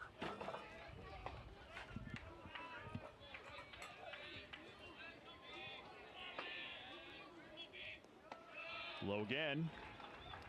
2-0. Falling behind the leadoff batter like this, not where Gary wants to be. Gonna look to work now, as you don't want to get a leadoff runner on. Strike there. 2-1 to Esser. Esser 1 for 2. Had an RBI single back in the first. Ground ball right to Reichen. He'll toss it over, stretching his Feezer. He'll make the grab for the first out of the inning. 1 away. Ethan Beek to the plate now for the Tigers. Good play there by Reichen to get around that baseball, to get his body kind of turned. Obviously, he throws on the run there instead of getting everything set towards first base, but a good strong throw to record the out. Big swing, and that's going to be delivered into center field. Going to drop down at the wall for a base hit. Beek on his way to second, and that is where he is going to stay. It's a double by Ethan Beek with a long shot to center field. And it looked like Bestie there took a couple of steps in, then realized, ooh, that ball's hit a little bit harder than originally thought, and had to chase that one back down. Even if he had taken the first steps back and gotten the right read, that thing was hit well enough. I don't know if he quite flags it down. Tate Muntz to the plate here for Harrisburg. That is a ground ball, playable there. Goki over in time for the second out of the inning. Griffin Schlapkall is due to the plate now for Harrisburg with the man on second. 2 away, bottom of the 5th inning, 2-0 Harrisburg. Really good play there by Goki. He gets that ball knocked down. It takes a little bit of an awkward hop, but he sticks with it and fires it over to record the out. First pitch, strike into Schlapkall.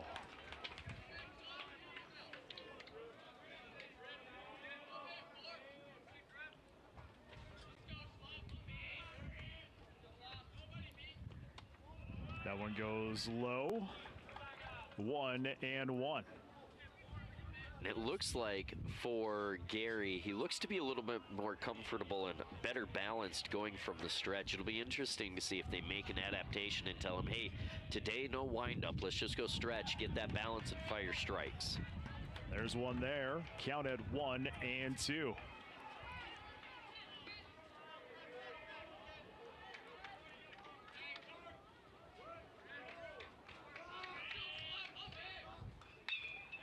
That is right to Reichen at short. He'll toss it over in time for the final outs of the inning. Harrisburg, no runs, 1 hit, stranding 1 on bag. Off to 6, 2-0 Tigers. This is Post 17 TV. Moody Motors in Niobrara is here to help with all of your automotive needs. Whether that means getting you into a nicer vehicle, servicing or repairing your current vehicle, or any auto body or glass replacement needs. If you are in the market for a nicer vehicle, we finance all new and used vehicles with very low interest rates. Moody Motors in Niobrara, your one-stop vehicle shop.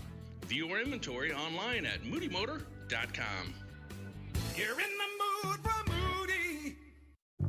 Boston Shoes to Boots is your locally owned family shoe store located in downtown Yankton on Cedar Street. We offer the service and quality product to fit the whole family. Whether you're in the market for athletics, dress, casual, or work, come shop with us 6 days a week or shop online all the time at bostonshoestoboots.com. Try out our foot scanner and get fitted for insoles. Happy feet keep you healthy and on the move.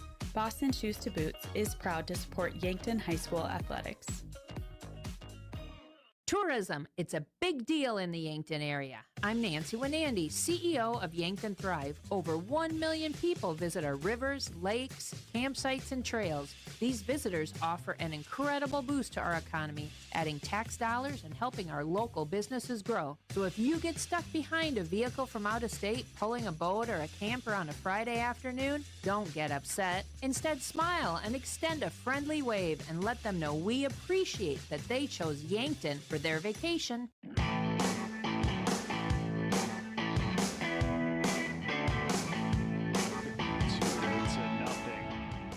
Severson still continues up on the hill at 85 pitches. First pitch into Feeser goes down for a ball.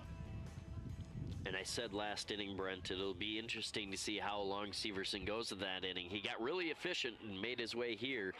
Only 20 pitches left to mess with, so he's going to have to get really efficient if he wants to get into the 7th here. That one goes into the backstop, 1-1.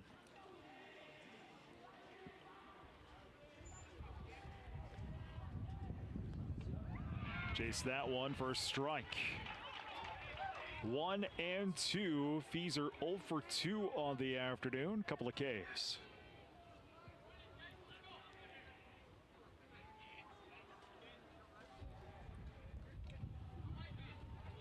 Takes a hop. 2-2 the count. If you're Feeser, you're not happy with a couple of Ks, but you've at least swung the bat and given yourself the opportunity to try and hit it. Obviously, not the result you're looking for, but you're at least putting forth the right effort. 2-2. Up high. 3-2. This the opportunity for Feeser to try and get something started and make his way to first base. Strike there. Strike number 3. And the first out of the inning. Due to the plate for Yankton now, Gavin Johnson. And if you're Yankton, you know, you're in the 6th inning. You're in the later half of your ball game. This is kind of an important inning. You need to get at least one run across. Yep, that was my first instinct going into this inning. You got to get at least one. You don't want to go into the 7th needing both of those runs. First pitch, that's going to be a grounder right to Beek. Toss over high, goes over Beauche's head. And reaching will be Johnson. That ball hit really deep in the hole at shortstop. Good job by Beek to get over there and get gathered. Didn't bring his feet with him on this throw, however. And you see the upper body kind of leaned back, and that's what leads to that high throw. Throwing that one over the first baseman, Beauche there. And they're lucky it didn't find a hole and give away another free base, limiting it to just one. Beck Reichen to the plate now. First pitch goes for a ball. 1 ball, no strikes here to Reichen. Reichen 0 for 2. A couple of flyouts in this one. Ball, 2-0. 8 hits for Harrisburg, 4 for Yankton in this one.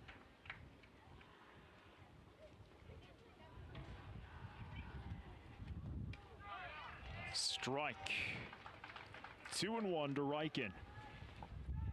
Reichen probably going to be willing to put the bat out there, see if he can find a barrel and punch it somewhere on this pitch. Johnson takes his lead over at first. Throw to first, not in time.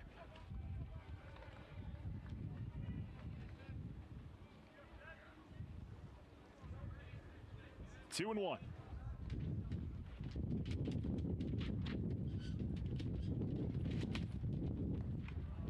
One goes upstairs.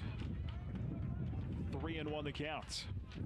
Riken way up here. Going to be looking for a fastball of some sort. Probably inner half if he's an inner half hitter. And trying to push it into the outfield. That one goes for a strike. Fills up the counts at 3-2. Got a fastball. Not where he wanted it, though. Didn't offer.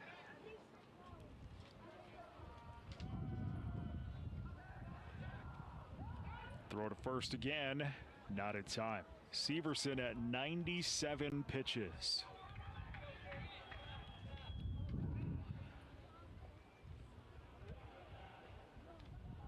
Full count to Riken. Got it. Rung him up. Strike number 3. And the second out of the inning.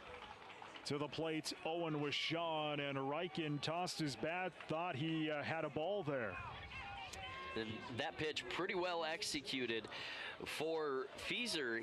I think what happened is he got caught looking at a changeup. It definitely wasn't a fastball, something that just kind of floated across there. That one looked like a little bit of an off speed, probably a little slurve or slider, and definitely got Riken looking there. Ground ball scooped up there by Beek. Toss across in time for the final out of the inning. Yankton strands another. No runs on one hit, one left on bag. To the bottom of 6 we go. 2-0 Harrisburg. This is Post 17 TV. Hey, why are you in the garage? This storm is bad. I'm worried about the garage doors. Come on, what could happen? A lot. Hail could dent the doors. Like that. And high winds could bend the doors or even break them. Like that. So when that happens, what happens? You call Upper Midwest Garage Door. Upper Midwest Garage Door offers reliable storm damage repair for residential and commercial doors. We're an authorized Clopay dealer serving eastern South Dakota. Visit us at uppermidwestgaragedoor.com. It's never a good time to find yourself stuck on the side of the road. When you do, call Gary's Towing, your trusted family-owned towing service serving the Yankton area for over 50 years. Whether it's light, medium, or heavy towing, they've got the right equipment and the experience to get you back on the road fast. Day or night, call Gary, Mike, or Mason, 665-4351. Gary's Towing, where experience means reliability. Imagine paid vacation, sick leave, holidays, and full medical coverage the moment you start a new job. Plus quarterly profit sharing, 5% 401k match, and a company-paid retirement plan. Your first day on the job. With Parker of Yankton, you don't have to imagine, because all these benefits begin day one. We are hiring assemblers, material handlers, and line operation techs for both shifts. Don't mind working nights? Enjoy a pay differential of $235. If you're looking to upgrade your career and have day one benefits, apply today at parker.com. Parker, engineering your success.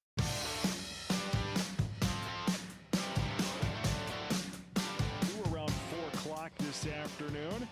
Harrisburg goes on to win. They will be the champions. And if you're Harrisburg, it's time to buy some insurance. You are happy with a 2-0 lead, obviously, in a championship game. However, you're not necessarily comfortable with it, especially knowing you have to bring in a new pitcher next inning one way or another. So, at this point, you're hoping Oakland, Safransky, Raymond get something started, get that lineup turned over to Kokench, Boucher, and Esser, and see if you can get another run or two across. If you're Yankton, it's 2-0. You've played a couple of extra inning games, which means you've had the propensity to come back and battle. You're in an okay spot, but it can't get out of hand from here. You have to keep it at 2-0 if you're Gary, and make sure your team has a chance at it. Gary at 18 pitches here in this relief appearance. Oakland 0-1, and he'll send that one foul. Oakland in the hole now at 0-2.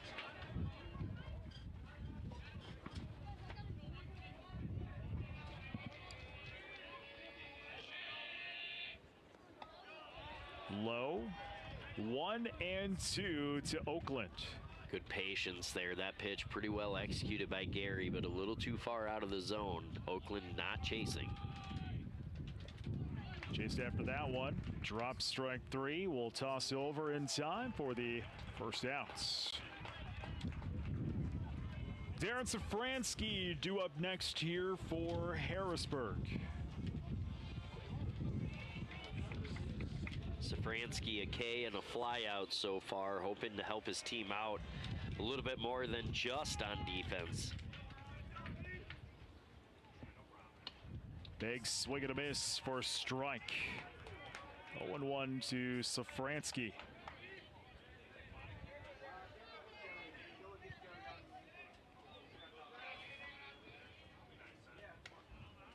Ball there, 1-1.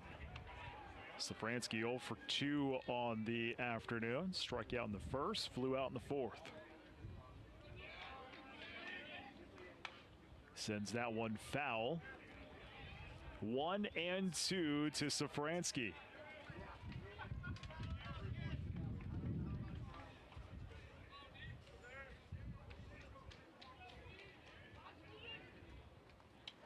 Big swing and a miss, strike number 3, and the second out of the inning. Really good pitch there by Gary, getting Safransky out front and unable to find any contact there. Well executed by Gary. The number 9 hitter now for Harrisburg is Ty Raymond. Due to the plate, 2 away. Bottom of the 6th inning, 2-0 Harrisburg. First pitch, strike. 0-1 to Ty Raymond.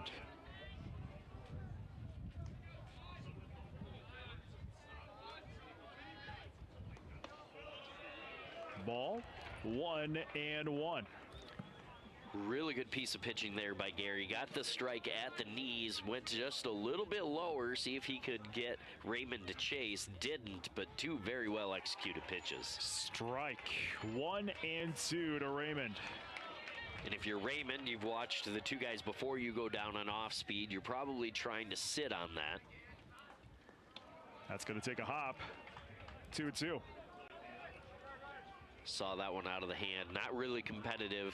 Only went about 58 feet. So this time, I'm going to guess probably coming back with a heater. Low there. 3-2. Went back to the breaking ball. Now a full count. Going to have to try and execute something. Got him. Strike number 3. And Harrisburg goes down in the order here at the bottom of the 6th. No runs, no hits, no one left on bag. We're off to 7, 2-0 Yankton. Yankton trailing Harrisburg. This is Post 17 TV. Buying a home isn't just about real estate. It's about investing in yourself. At the Move Group, we believe the best time to buy is when it makes sense for you. Our expert agents put people before transactions, meaning we listen first, provide honest guidance, and help you make a confident decision. No pressure, no gimmicks. Markets change, but the right home is about more than just numbers. It's about finding the right fit for your life and your future. When you're ready, we're here to help. Contact the Move Group today. That's you trying to fix the plumbing yourself to save a few bucks. Doing things yourself doesn't always end well. The same goes for insurance. That's why Auto Owners works with local independent agents who tailor coverage to meet your needs and offer discounts for life, home, car, and business insurance. Because sometimes you need a professional to get the job done right.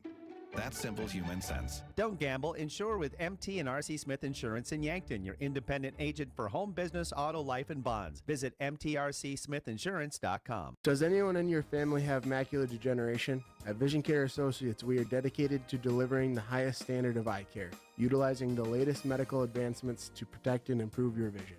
That's why we offer ZX Pro, a new technology that measures the risk for macular degeneration. ZX Pro is a test used to assess macular health before signs of macular degeneration even begin. Be proactive and schedule an appointment. Vision Care Associates, where the health of your eyes comes first. Way. First year.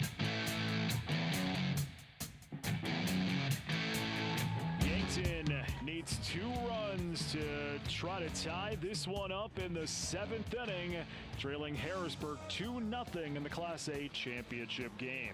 They'll send the bottom of the order. Bestie, Sager, and Sarek, and Kokenge will come into the ball game now as Severson, his afternoon will be done. 6 innings, 4 hits, 9 Ks, and 2 walks. If you're Yankton, you have one job. Get a runner on, get another runner on, and continue to do that until you can find a way to come back. If you're Harrisburg, you've done everything right up to this point. Kokenge is here now for the save. First pitch, strike to Bestie. That one goes low, 1-1. Bo will come in play second. Schlopkol now on third for Harrisburg. 2-1 to Bestie. And this kind of what we saw from Kokenge the other night when he came in against Watertown. He throws pretty hard, but not having thrown many innings this season, obviously he's probably done some bullpen work during practices, but has a little bit of work to do to get used to being back up on that mound. 2-2 to Bestie.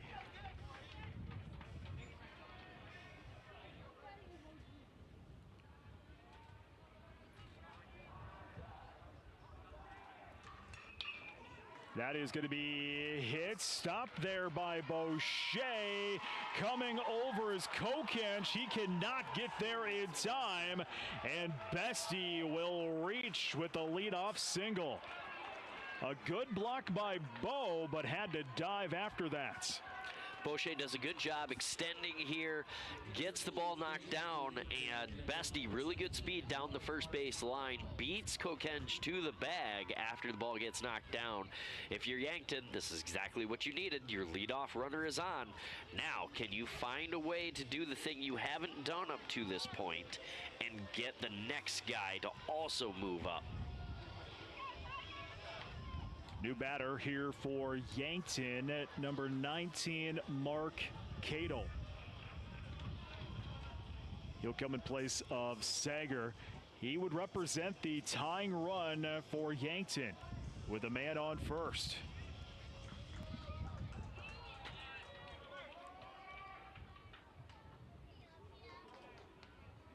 First pitch, strike. 0-1 to Cathel. A really firm fastball there, right down the middle.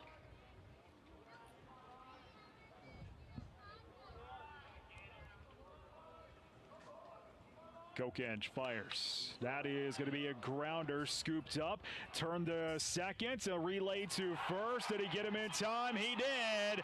Double play for Harrisburg. That the kind of thing that a pitcher like Kokenge can do.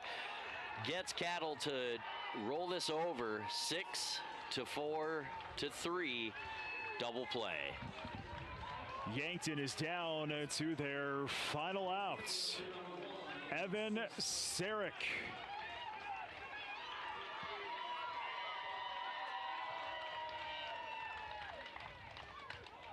First pitch goes for a ball. 1 ball, no strikes to Sarek. For Kokenge, you got to stay within yourself. You don't need to overthrow here. Strike. 1-1.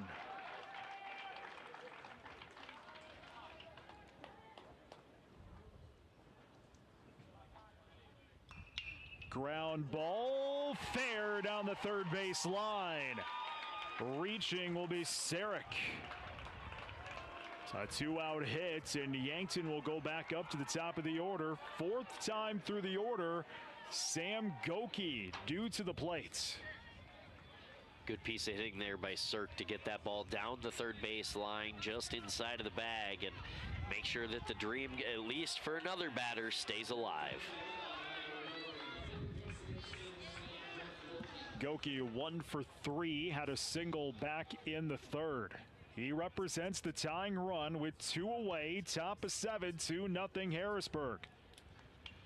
Fouls that first pitch into the nets, 0-1. And not to be understated, too. Sirk there getting that single, getting it brought back up to the top half of the lineup, too. These are the guys you want up when you have to get runs across.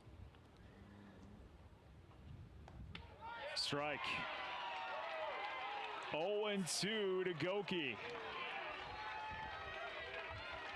The way Goki stepped out of the box there, I get the impression he didn't necessarily like that call. However, going to have to battle now, down 0-2.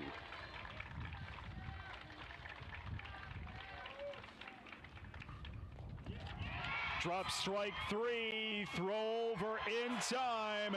Your 2025 Class A American Legion champions are Harrisburg as they defeat Yankton 2-0.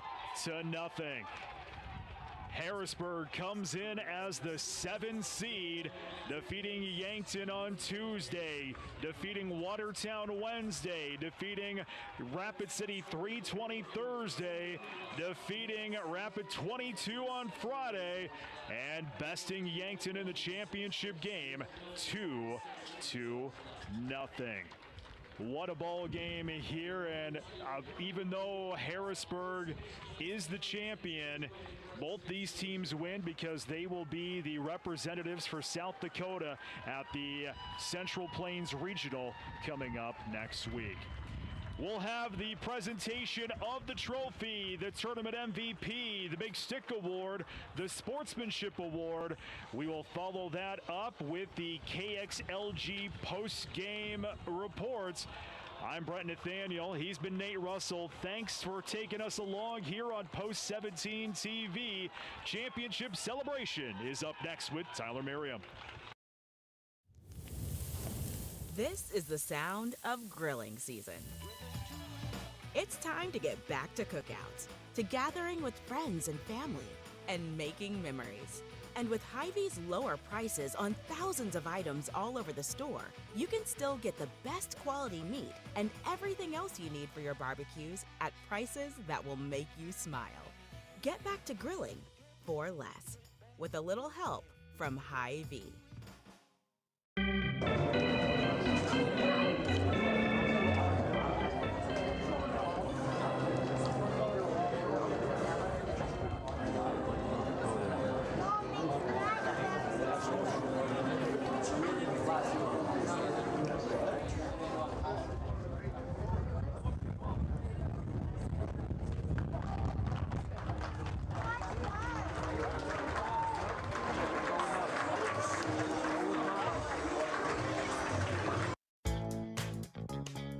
When the summer heat is on, make sure your cooling system is up to the challenge. Kaiser Heating and Cooling has the right solution for your home or business, whether it's a high-efficiency air conditioner, geothermal system, or reliable heat pump unit.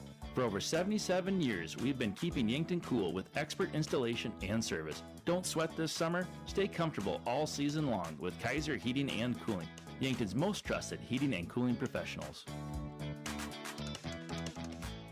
Look at all the pictures of the resort you'd stay in every year. All you need to do is pay reasonable maintenance fees once a year. With any contract that you're signing, read and understand everything.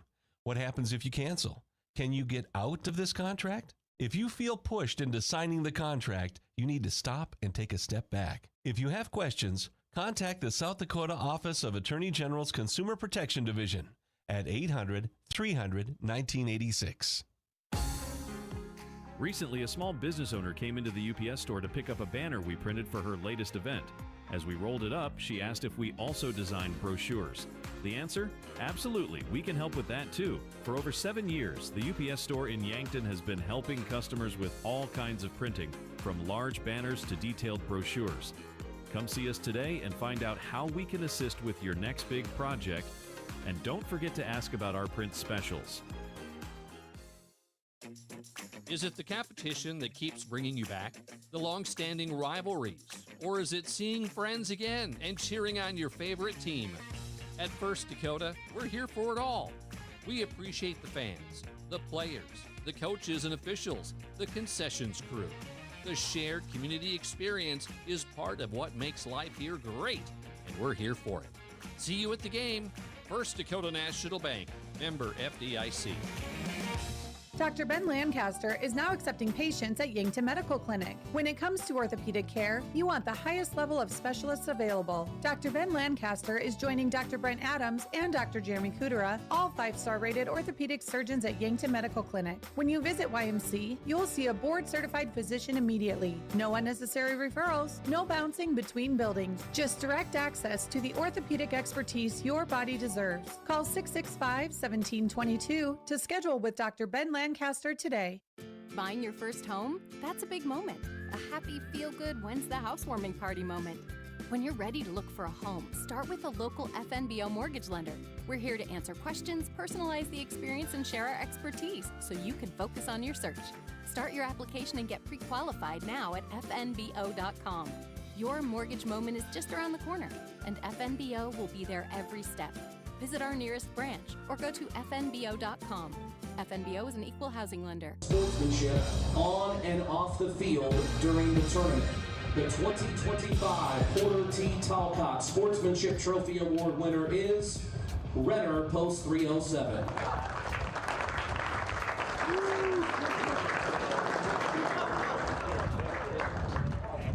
Next up, the Big Stick Award, which is presented by the South Dakota Umpires Association, and it goes to the individual who has the best batting average with a minimum of 12 at-bats throughout the course of tournament play.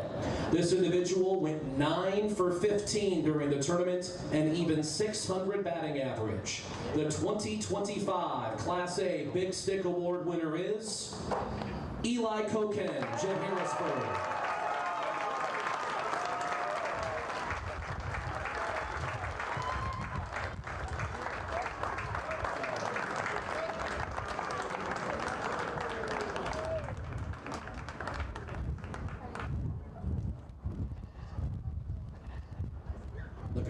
South Dakota State American Legion, Kevin Hempel, along with South Dakota State American Legion Athletic Commissioners Bo Garcia, Elton Bleemaster, and Randy Miller are presenting the trophy to Eli Kokenge.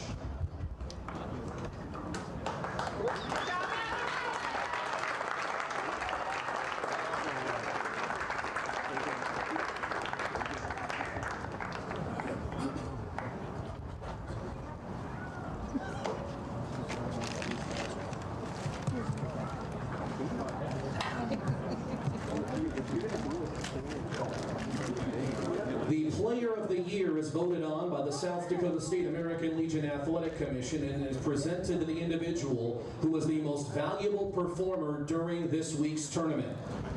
This individual had a .667 on-base percentage, a .933 slugging percentage, scoring 6 runs. He hit 3 doubles and 1 triple while driving in 8. He did not commit an error while starting every game for his team at third base. He also earned 2 saves, pitching 2 1/3 innings of shutout relief, and hit 600. The Player of the Year from Harrisburg is Eli Kokenge.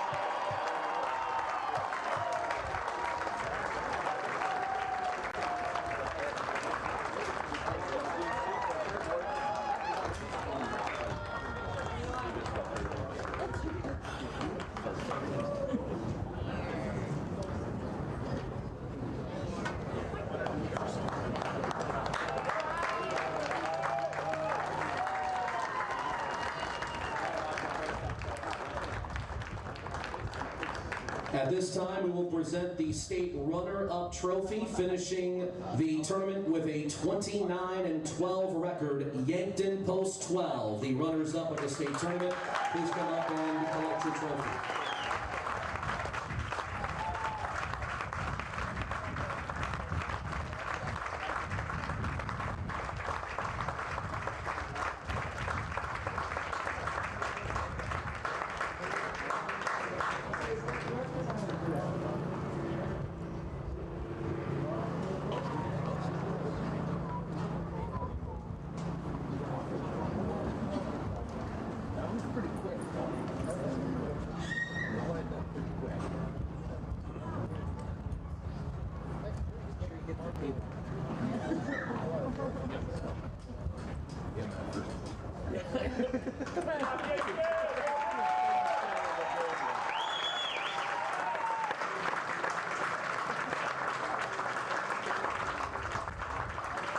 Yankton will be one of two teams representing the state at the Central Plains Regional, which begins on Wednesday in Fargo. Yankton will play the host, Fargo Post 400, in the fourth and final game of the opening round on Wednesday at 7 o'clock in Fargo. Meanwhile, Harrisburg will play the Nebraska State Champion in Game 1 at 9:30 a.m. on Wednesday in Fargo. At this time, we will present individual medals to each person on the roster of Harrisburg Post 45. We'll read off names in numerical order. Number 1, Ty Raymond.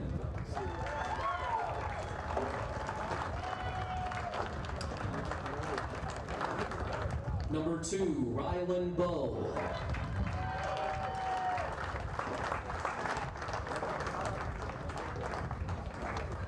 Number 4, Griffin Schlockel.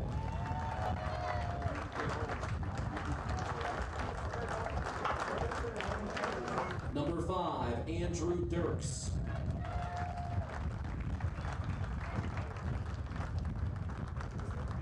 Number 6, Darren Safransky.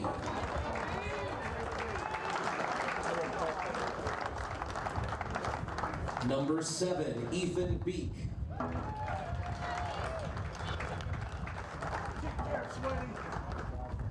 Number 8, Gabe Long.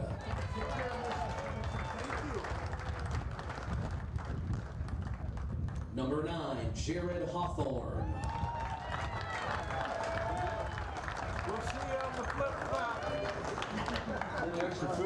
Number 10, Tayton Mutz.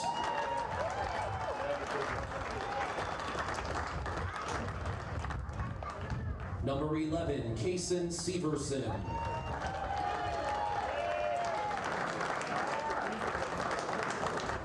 Number 12, Eli Kokenge.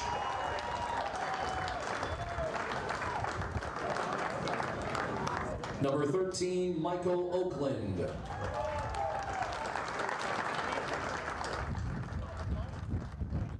Number 15, Bryson Esser.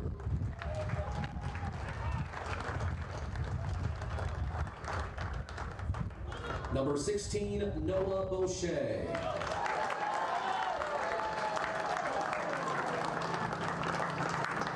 Number 17, Cade Weedy.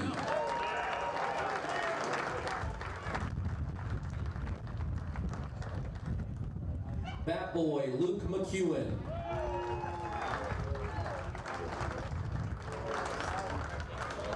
Assistant coach, Zeb Weedy.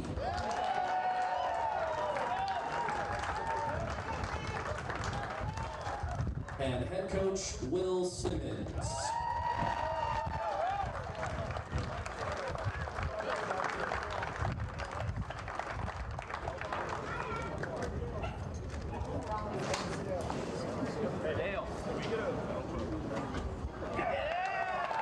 The bus driver also gets a medal.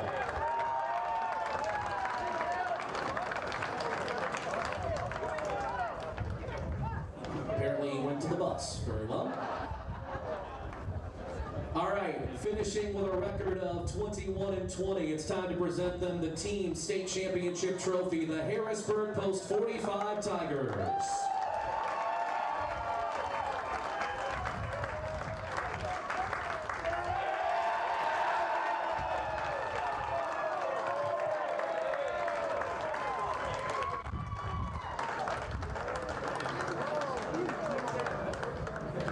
Once again, both these teams will play in the Central Plains Regional in Fargo beginning on Wednesday. Harrisburg will play the Nebraska State Champion in the opening game at 9:30 a.m. Yankton will play the host, Fargo Post 400, in the fourth and final game on Wednesday at 7 o'clock. And be sure to download the American Legion World Series app to follow along with all of the action. Congratulations to Harrisburg, and let's hear it for Harrisburg and Yankton, both these teams on an excellent and well-played state championship game.